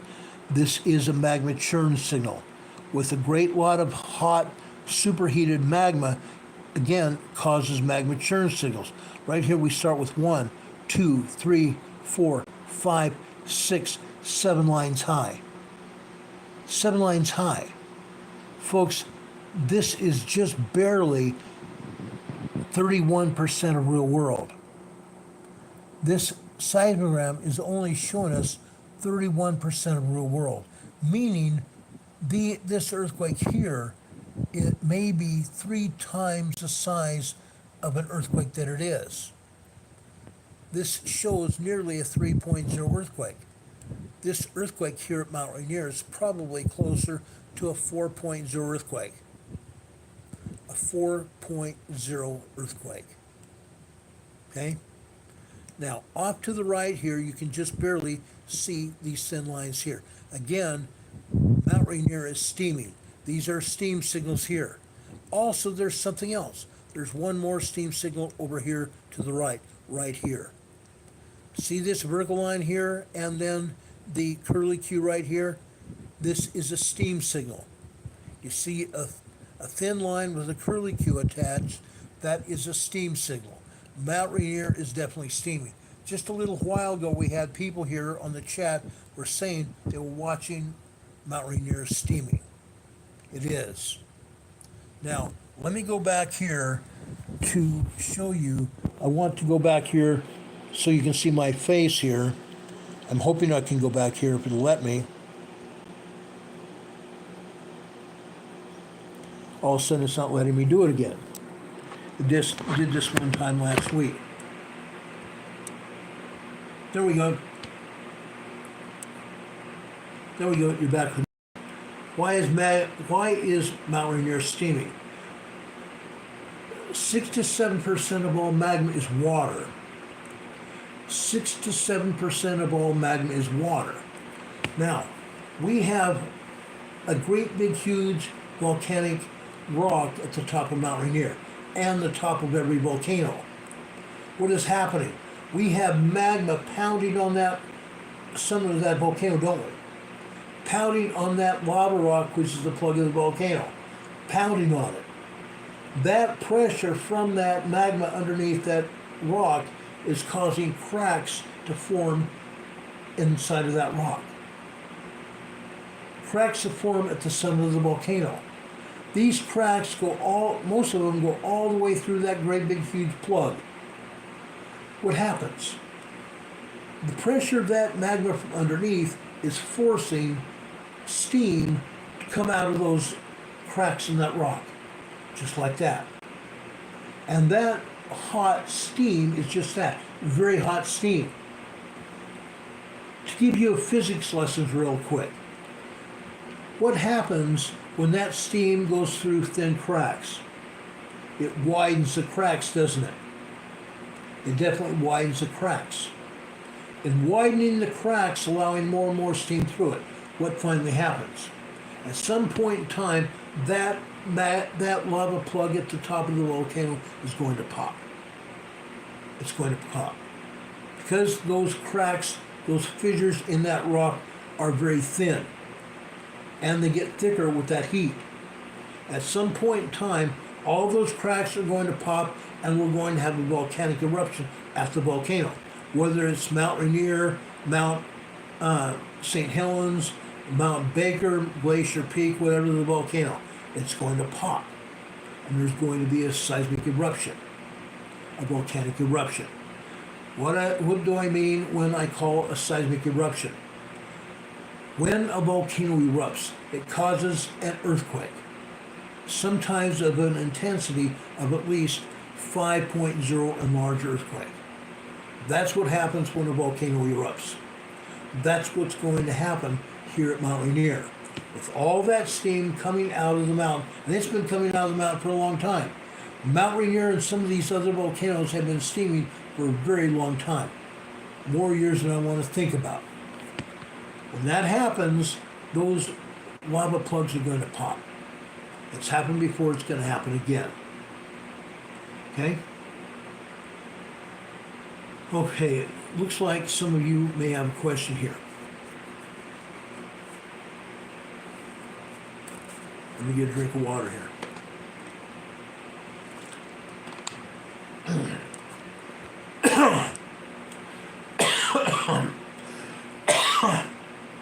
Brad Osa asked a little while ago, how long until it gets active where they can't hide it no more? It's already getting active where they can't hide it anymore, but they're still hiding it. At some point in time, what's going to happen? We are going to have a Cascadia megathrust earthquake along the coast of Canada, Washington, and Oregon. A Cascadia megathrust earthquake.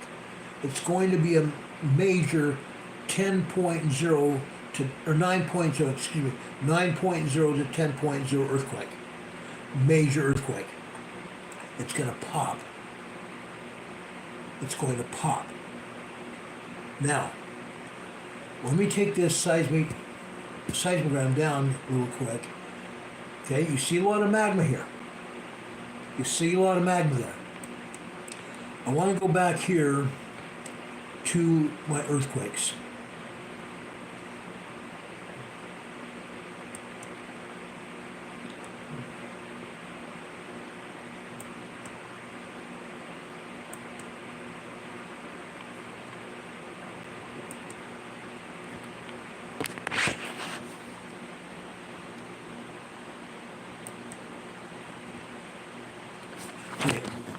Let me go back here and show you the map so you'll see exactly what I'm talking about. Okay? Now, I want to show you this because it's important here. Down here, okay? This is the area right here that we're talking about, okay? Just off the coast of Washington. This is where they believe the Cascadia megathrust earthquake is going to start, right here. See this fault line right here? This fault line comes out of Queen Charlotte Island right here. Queen Charlotte Island, British Columbia. Okay? It's called the Cascadia subduction zone. There's one other fault also here. This is called the Juan de Fuca fault. This fault further out here into the Pacific is called the Juan de Fuca fault. Both of these faults go south here. The Cascadia subduction zone runs from the Queen Charlotte Island here to the south, all the way down here to to Northern California here. This is Petrolia, California, in the Northern California area. The Cascadia subduction zone fault runs from way up in Canada all the way down here to Northern California. The Cascadia subduction zone, as you see, there's two other faults here. This fault is called the Gorda Escarpment here. This fault here is the San Andres fault. The San Andres fault that we talked about earlier tonight. It runs from way up here in Northern California all the way down through the entire state of California, down through the Gulf of California, all the way down to southern Mexico. The San Andres fault. This area here, where you see the Cascadia subduction zone, the Gorda Escarpment, and the San Andres fault, this is called the triple junction. The triple junction. This here is called the Gorda Ridge. Gorda Escarpment, Gorda Ridge here. This earthquake fault here, just north of the Gorda Ridge, is called the Blanco Fracture Zone. The Blanco Fracture Zone. The Blanco Fracture Zone hooks up with the Juan de Fuca Fault here. The Juan de Fuca Fault. The Cascadia Subduction Zone earthquake is going to happen in this area right here.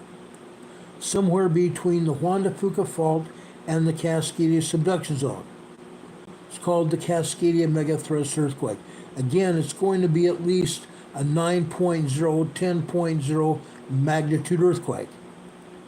The last time it happened was over 300 years ago. 300 years ago. Scientists are saying that it happens between 250 and 300 years every time. The earthquake happens every time between 250 to 300 years. It's past due. The Cascadia Megathrust earthquake is past due. Now, there are records. There are immaculate records that were kept by the North American Indians and also the Japanese people. Let me tell you the story here. Just off the coast of Washington State here, there was a mariner, a sailor here that kept pretty good records. The ship's records show that this sailor, this mariner, thought that he saw either the Glacier Peak volcano here erupting, or what else? What else? Mount Rainier. Either Glacier Peak erupting up here or Mount Rainier erupting here. He wasn't sure. But the Cascadia Megathrust earthquake happened, and one or either or both volcanoes were erupting at the time. Okay? Who else kept immaculate records? What happened when the earthquake hit? There was a very large tsunami of anywhere from 50 feet to 150 foot high. When the earthquake happens, water is going to rush away from the beaches. Water is going to rush away from the beaches. What's going to happen? When water rushes away from the beaches, it goes out to sea, where the earthquake happened. The water is going to rush away out to sea where the earthquake happened. And within 15 or 20 minutes after the earthquake, that water that went out to sea is going to come back to the shoreline. Yes, the beaches will be devoid of anything but sand. The water is going to be gone for about 15-20 minutes. But after 15 or 20 minutes, the water is going to come rushing towards shore again. There's going to be a major tsunami, 50 to 150 foot high. 50 to 150 foot high tsunami. Now, when that happened,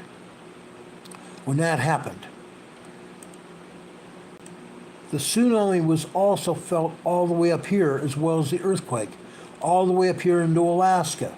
Both the earthquake and tsunami affected Alaska. It affected British Columbia, Canada here as well. Of course, it affected Washington, Oregon, and California. But let me tell you another story that's scientifically true. Back in 2019, December 2019, there was a scientific forum held in San Francisco. At that forum, there was a scientist called Chris Goldfinger.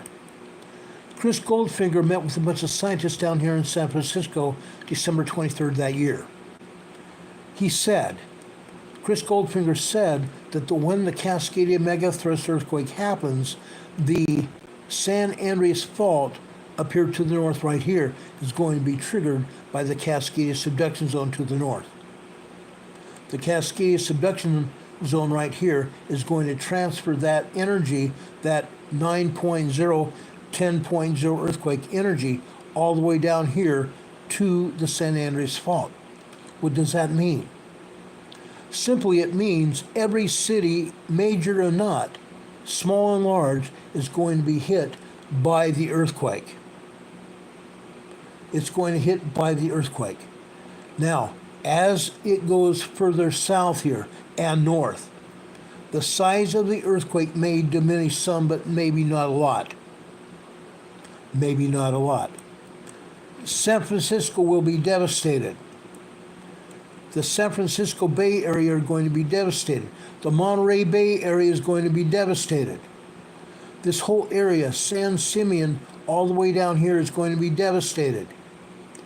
Santa Barbara area, devastated. Not all, folks, but more.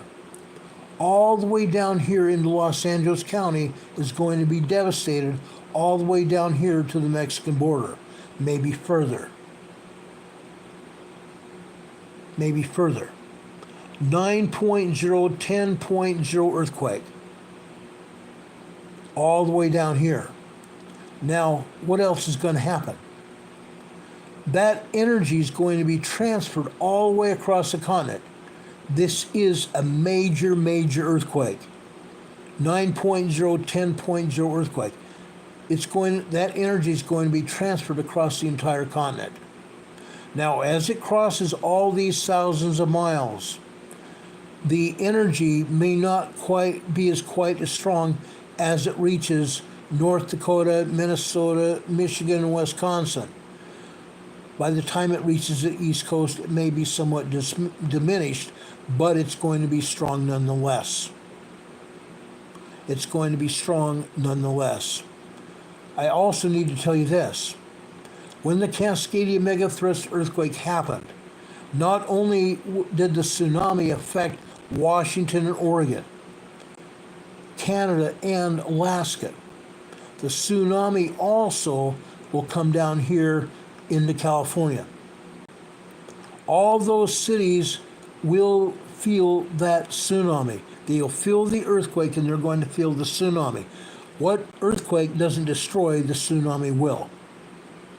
As a tsunami goes through the city, as it goes through the streets of the major cities, it'll go between the tall buildings.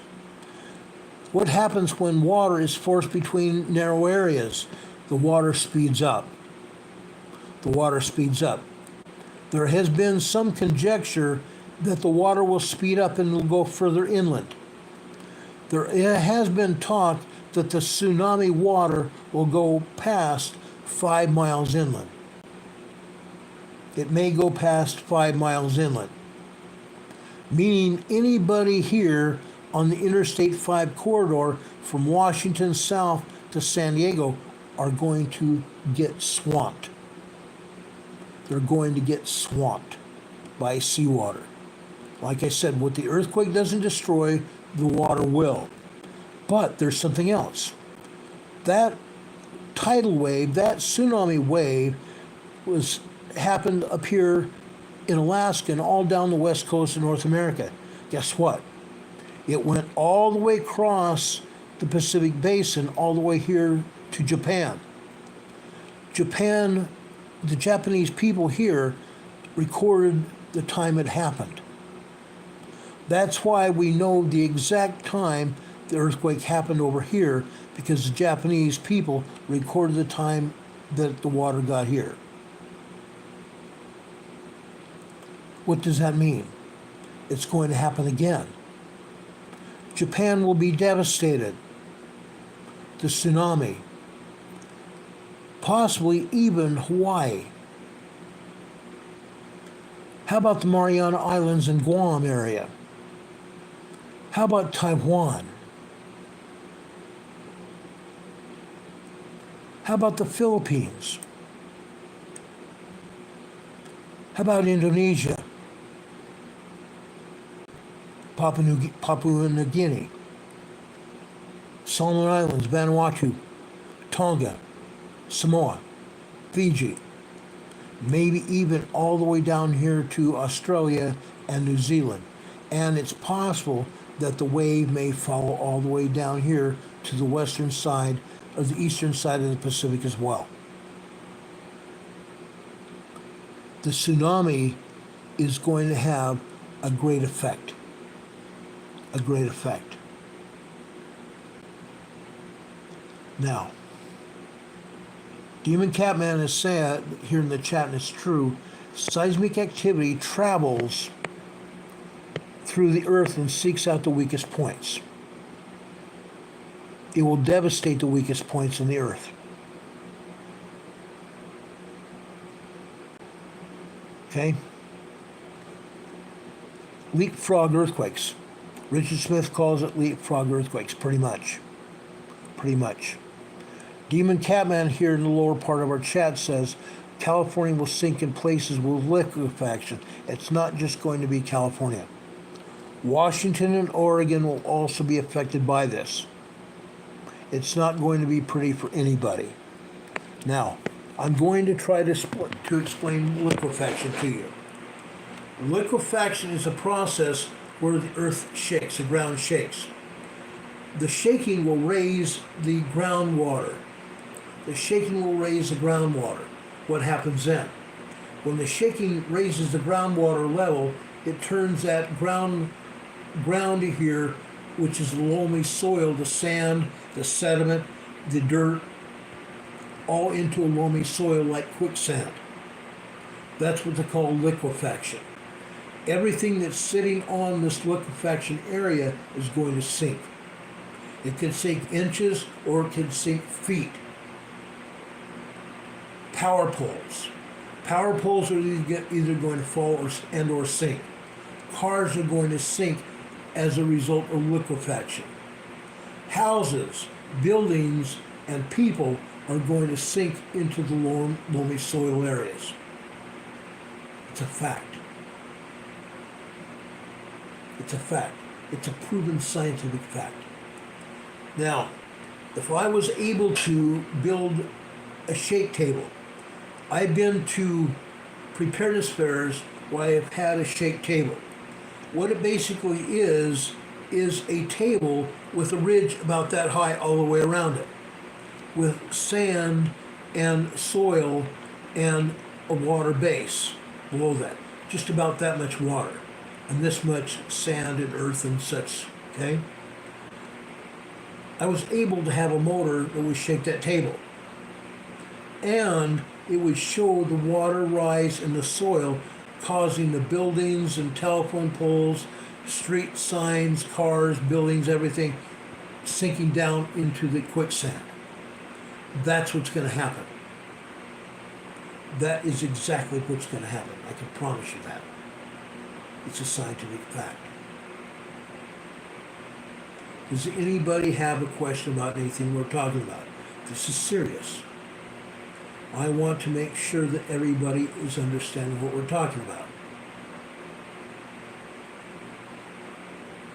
Okay? All right. Let's get back to these earthquakes at the volcanoes.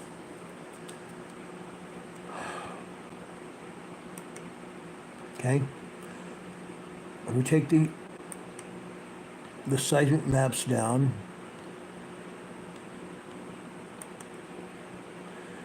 Okay, I showed you Mount Rainier. I want to show you Mount St. Helens. Okay? The first seismogram I want to show you at Mount St. Helens is the VOF wave pattern. Again, the VOF waves are caused by magma under pressure coming into the volcanic chamber. That's what we're seeing. Look at this. This shows a great lot of magma coming in to Mount St. Helens under pressure. I'm going to show you another seismogram, and then I'm going to ask you why there are not more earthquakes. This would cause a lot of earthquakes here. Magma coming in under pressure, fracturing rock inside the volcanic chamber would cause earth movement. This shows a great lot of magma coming into Mount St. Helens. Let me show you the main seismogram from September lobe.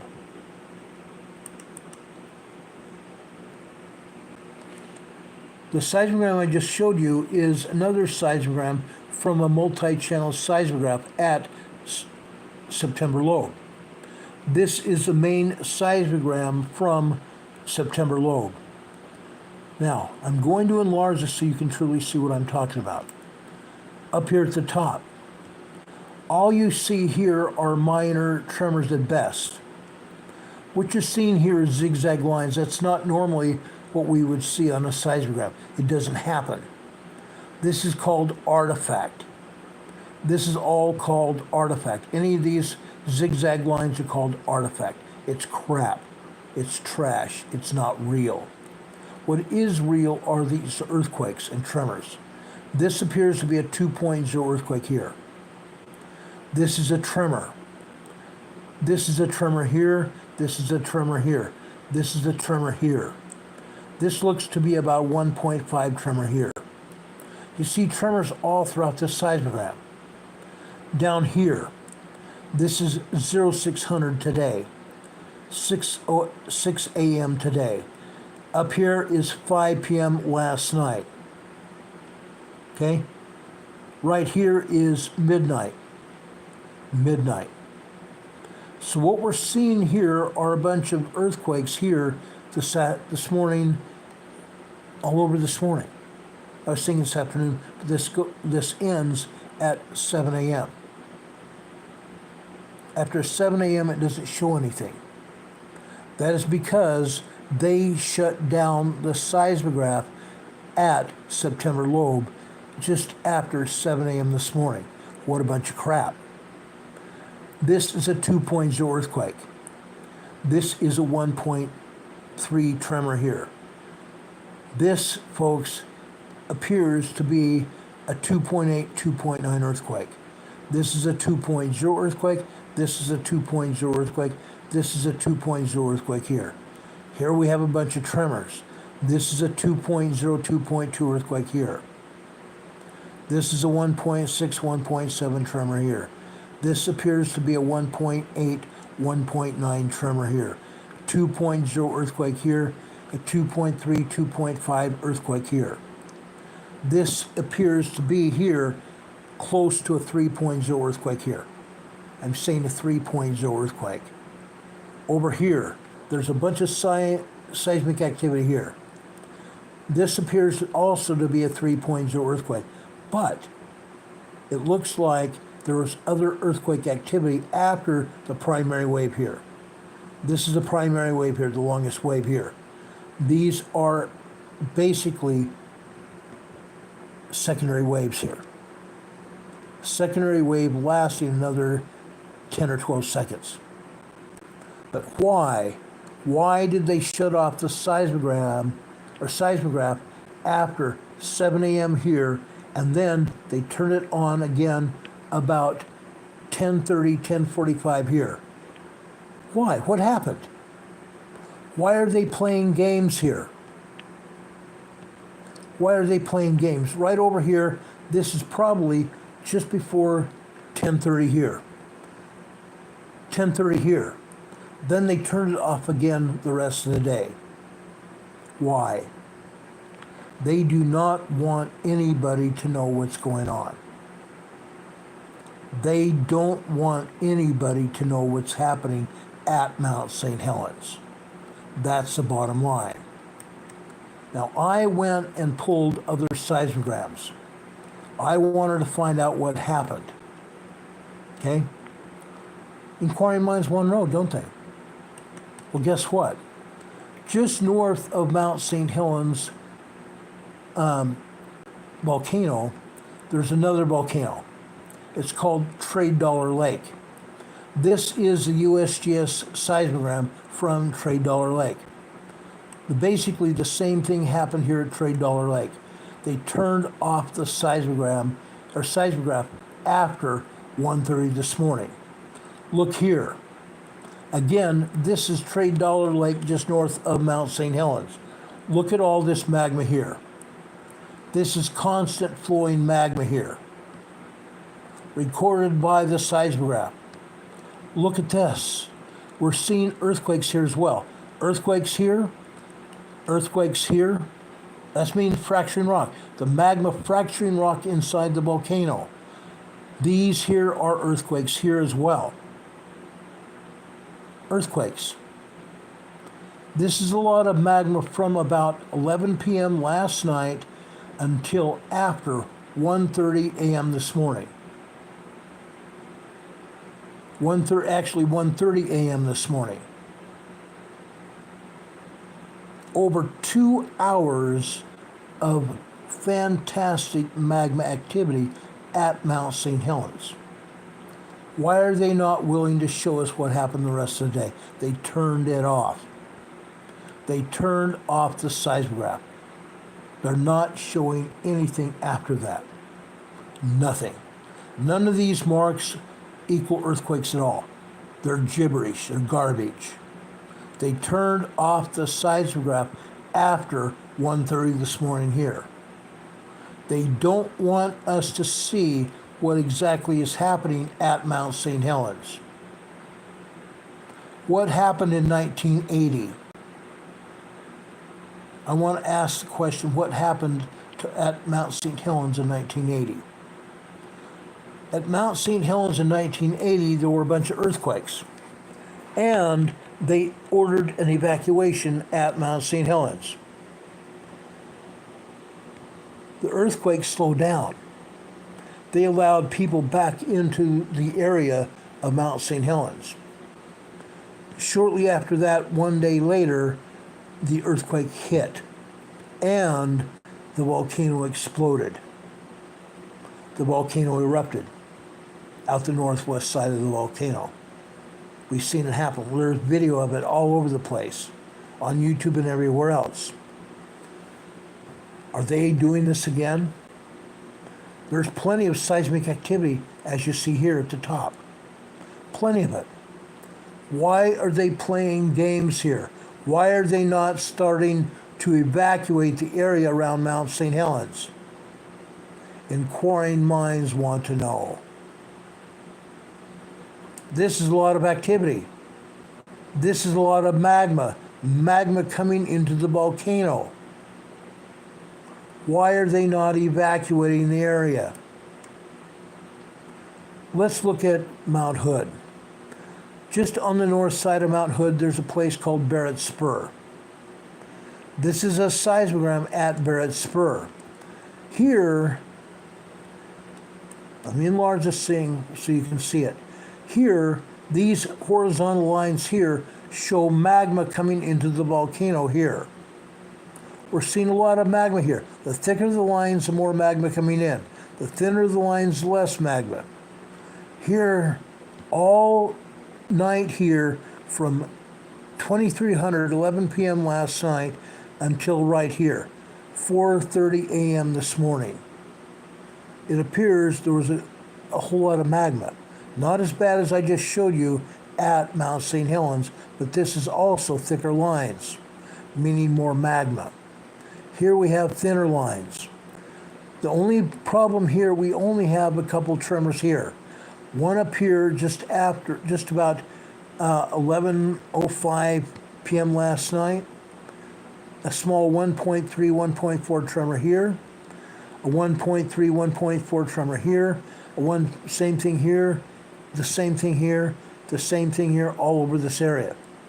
Right here. This appears to be a 2.5 earthquake here at Barrett Spur. Mount Hood.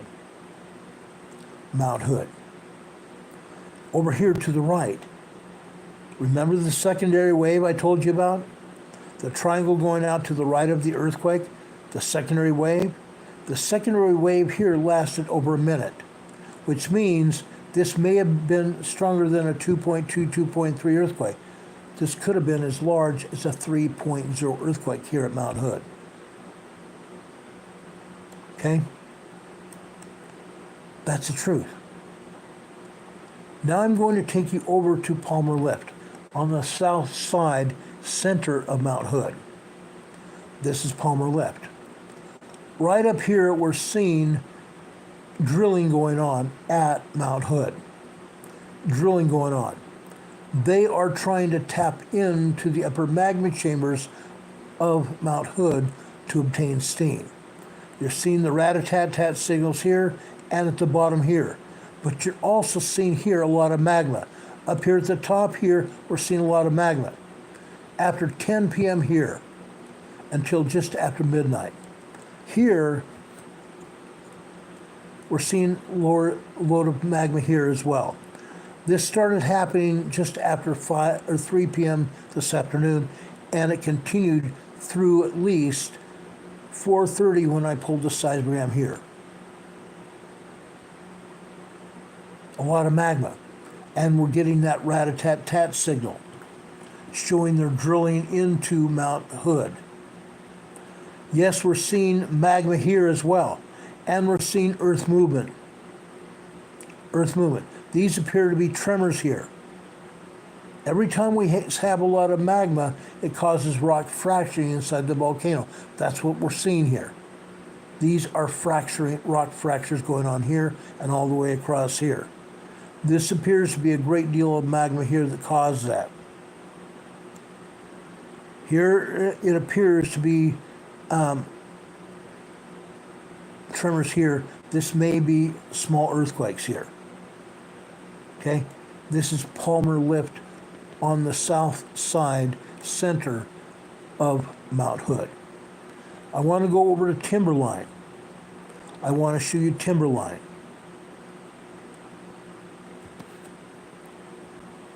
Look at Timberline here. This is the south lower side of Mount Hood. It's typically called Government Camp. Government Camp is where the seismograph is. We're seeing 2.0, 2.2 earthquakes here, here, and here. We see magma coming into the magma chamber here. You see tremors here. Rock fracturing causing earth movement. Okay? You see the magma pulse signals here. The thicker lines turning into thinner lines, and thinner lines turning into thicker lines here. All over this seismogram. Look down here after 6:30 a.m. We started seeing a lot more earthquakes here. We've seen a lot of magma here, so we're starting to see 2.2, 2.3 earthquakes here. Rock fracturing inside the magma chamber here. Look at that. We're seeing it. More and more magma all through here from 6:30 until after 2 p.m. today. This is Timberline Government Camp, Mount Hood. Mount Hood. Now, just like I showed you at Mount Baker, when they don't want to show us what's going on, we see an image just like this. This was at Mount Baker.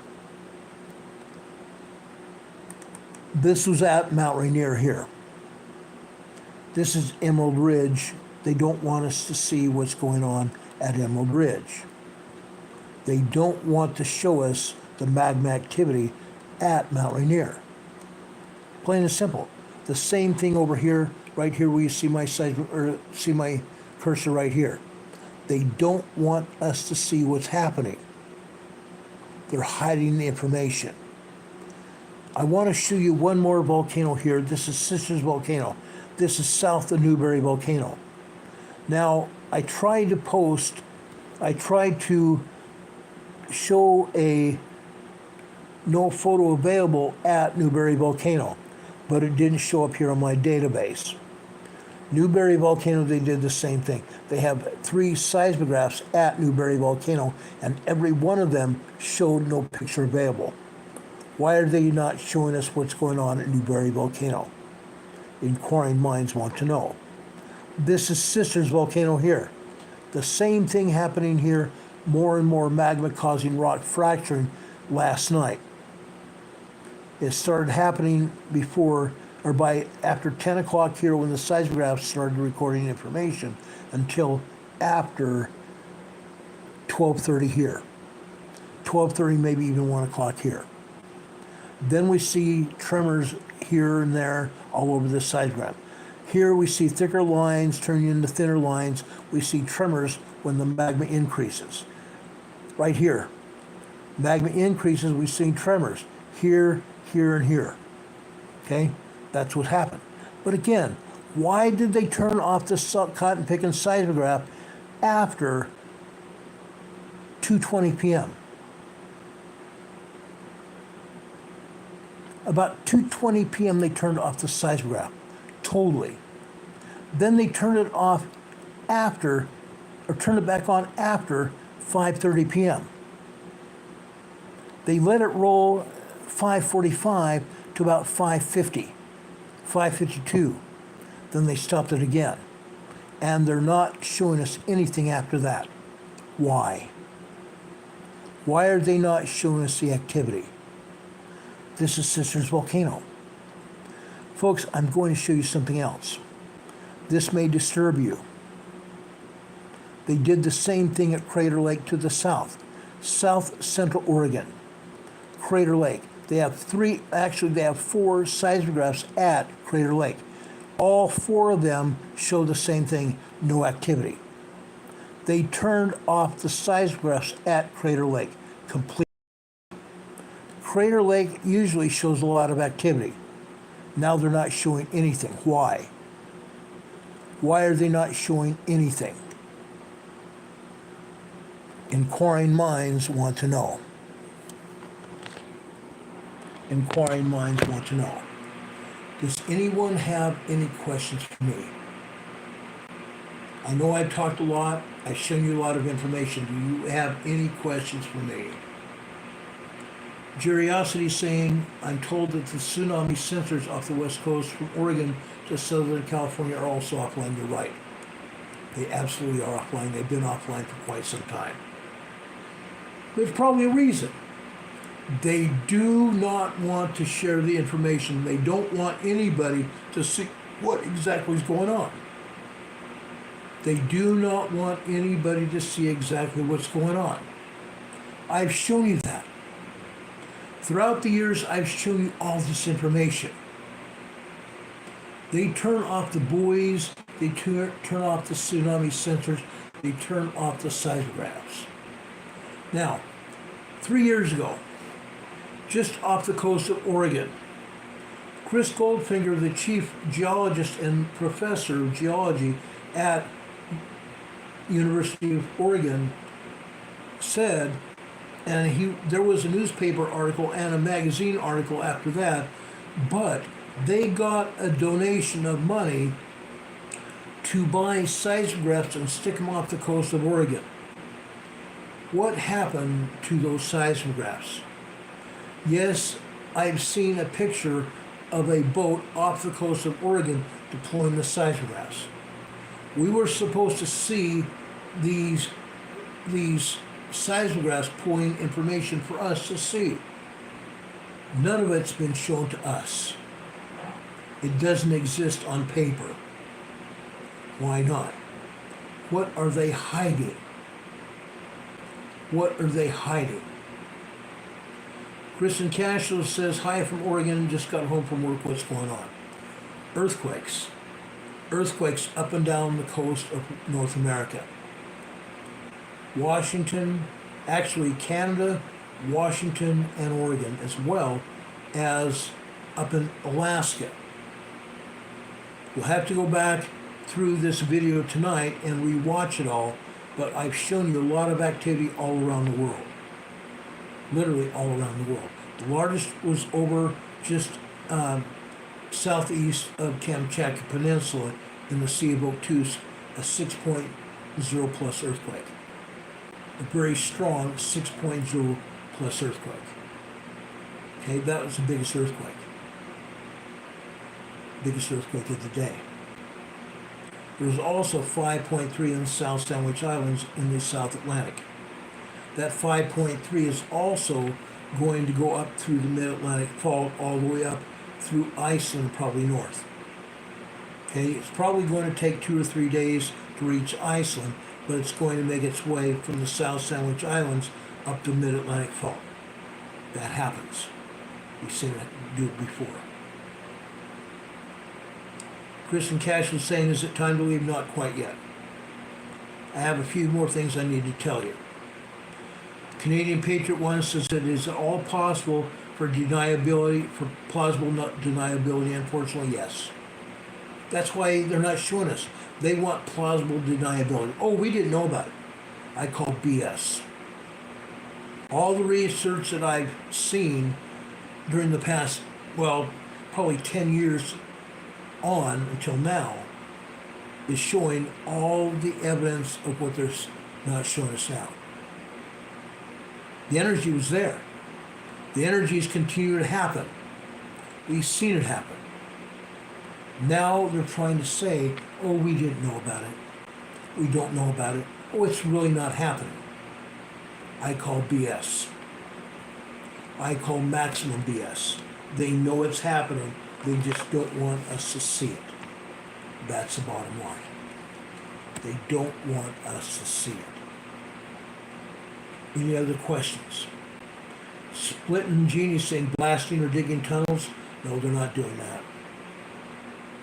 What I show you at Mount Hood, they are drilling into the upper magma chambers to obtain steam to power turbines to generate electricity there over around Mount Hood and outward throughout Oregon. That's what they're doing in Oregon. They're not drilling tunnels or anything like that. I've seen it before, we're seeing it again. Dean McCavin says chat has stopped and then restarted. That's too bad. Again, that's YouTube playing with us. YouTube likes to play with us, unfortunately. Now, folks, as I showed you at the beginning of this program,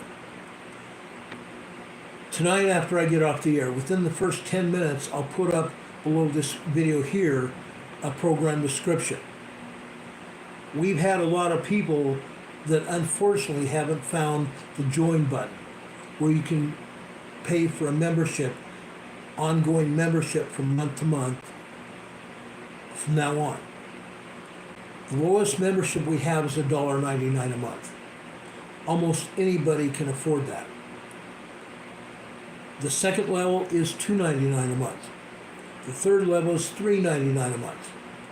Now, I wanted to have a membership-only meeting on Wednesday this week. It didn't happen. I got busy with a lot of crap yesterday and even today. So the membership meeting did not get held.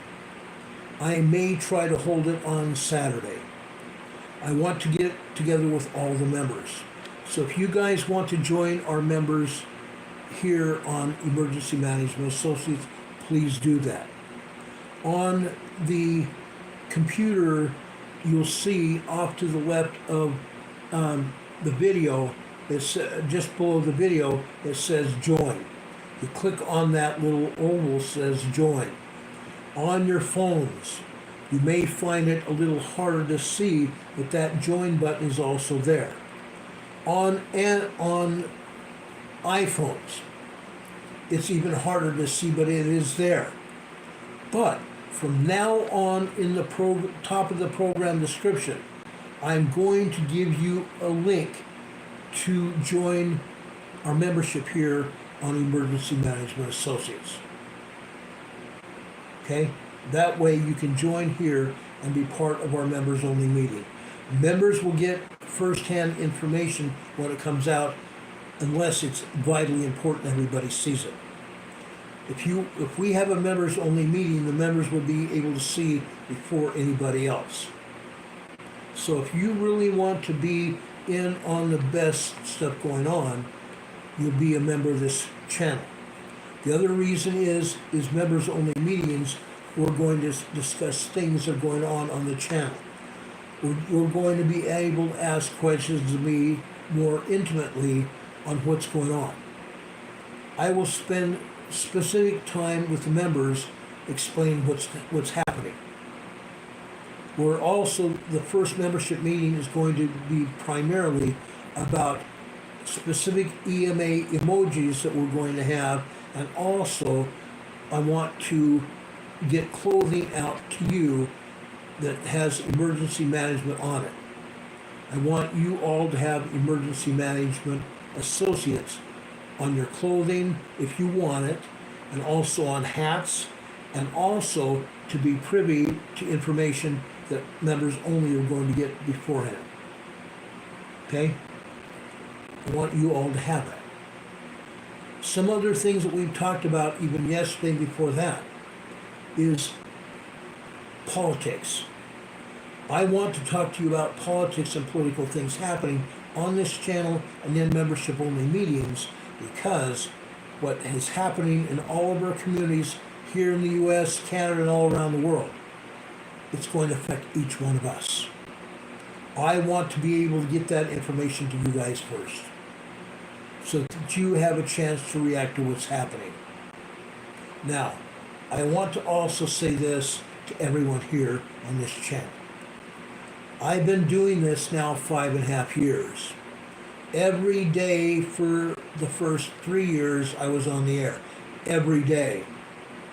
After 3 years, I cut it back to weekends off. But even then, I've also come on the air on weekends when there's been very important information to put out involving people's lives in danger. I've done that for hurricanes, I've done that for earthquakes, I've done that for explosions, I've done that for shootings going on, hurricanes, everything. I'm not going to stop. But folks, I've been putting out a lot of work. I've been putting out a lot of energy. I have taken time away from my family, and that's important to me. My family is everything to me. And after my immediate family, you guys are also important. But folks, lately, we have not gotten paid for what we're doing. Yes, a few months ago, we put out a plea for money to get a computer. Yes, we have the computer. And yes, it works. The problem is YouTube has been censoring us, not allowing us to use a computer for our daily broadcasts. Last Friday or Thursday, I did a broadcast on Facebook Live and it worked perfectly, which means YouTube is censoring it. My computer worked perfectly on Facebook Live, and I will be doing more Facebook Lives as well. But folks, if you want information from me, I need to get help from all of you in the way of money. I put a lot of effort. It's not just my effort that I need to get paid for. I put out a lot of money to have the best Wi-Fi signal available to be able to come on the air. When I first started this show 5.5 years ago, I thought, this is going to be great. This is going to be great. But what I didn't know is it costs money to do this program. It's expensive. So I'm asking you all for your help. Not only join this channel as a member, but folks, please use your PayPal or our PayPal locations to send us money to support this program, to send us donations. Also, not just our PayPal on our Cash App. We used to have a Venmo location that's been disabled. I'm trying to get a new Venmo location now. But we also have our post office box. I changed it to a local post office so it's easier to get to now. It's about 1 mile away from my house now. It used to be 7 miles. But I also would like to get paid for my efforts, to pay for our broadcast fees, our internet capabilities. I need that. We're paying for a gigabyte. We're paying for a gigabyte of bandwidth for every day so we can do these shows. We're doing this for you. We are doing this for you, everyone. Catherine Sigerson wants to remind us all also here on the chat, I come on the air every Sunday with a Sunday school show. A Sunday school class called Come Follow Me, the Savior Said. I do that out of the goodness of my heart and for my love of you and the love of the Lord. So please help support me. Please help us support this channel. Demon Catman just put up our post office box. 104 North Green Street. 104 North Green Street, box 105. 104 North Green Street, box 105, Morganton, Morganton, North Carolina. The zip code is 28655. Folks, that also costs money. I just laid out another $65 for 6 months worth of both substocks. That costs money to do. I've seen very little of any impact in the way of money coming into a post office box. So folks, please help me. Please help me. Kristen Cashel is asking, can you also share your PayPal and Cash App info? Yes, I will.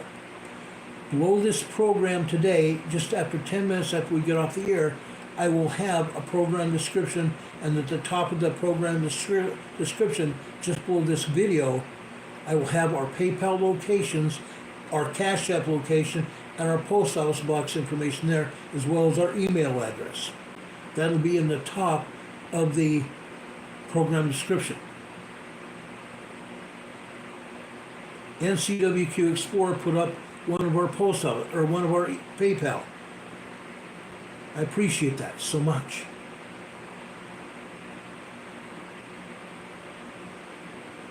I appreciate it very much. Thank you, Beck. I appreciate that. NCWQ Worldwide News and Disaster Explorer. That lady's wonderful too. But I really do need to get paid for my efforts. I love you all very much, or I wouldn't even be doing this. There was another gentleman who was talking about earthquakes before I ever came on the air. He said he wasn't coming back.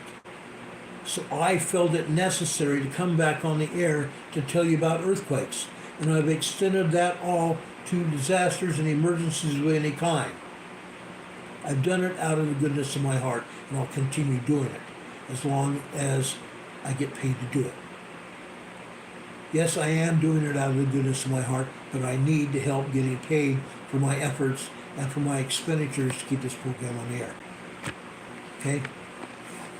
Anyway, before I leave the air today, I've been sharing the scripture with you every night before we leave the air. I want to continue that tonight. I want to start off with 1 Corinthians in the New Testament, chapter 6, starting off with verse 1. Dare any of you, having a matter against another, go to the law before the unjust and not before the saints. In other words, don't go to your saints and bother them with lawful information. Go to the law and litigate it through the courts. Do ye not know that the saints so judge the world? And if the world should be judged by you, are you unworthy to judge the smallest matters? Know ye not that we shall judge angels? How much more things that are pertaining to this life? If then ye have judgments of things pertaining to this life, set them to judge who are least esteemed in the church. I speak to your shame. Is it so that there is not a wise man among you? No, not one that shall be able to judge between his brethren. What's Paul talking about? Is there not a wise man among you?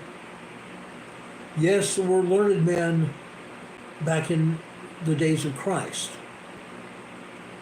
But there were other people as well.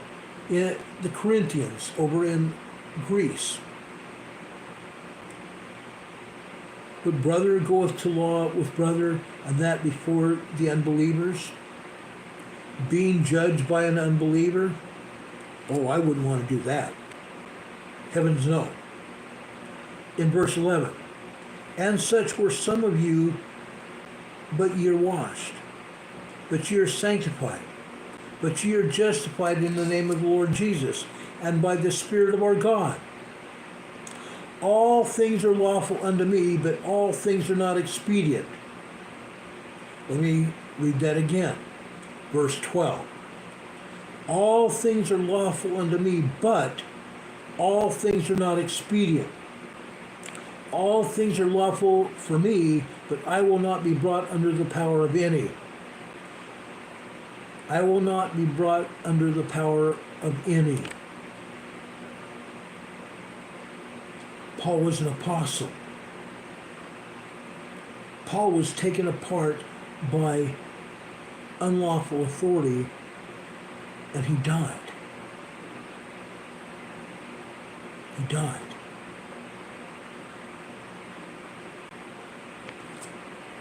I love the scriptures, guys. Throughout the scriptures, we can learn a lot. I read the scriptures probably 30 to 45 minutes a day, if not longer. I read the scriptures every day to learn.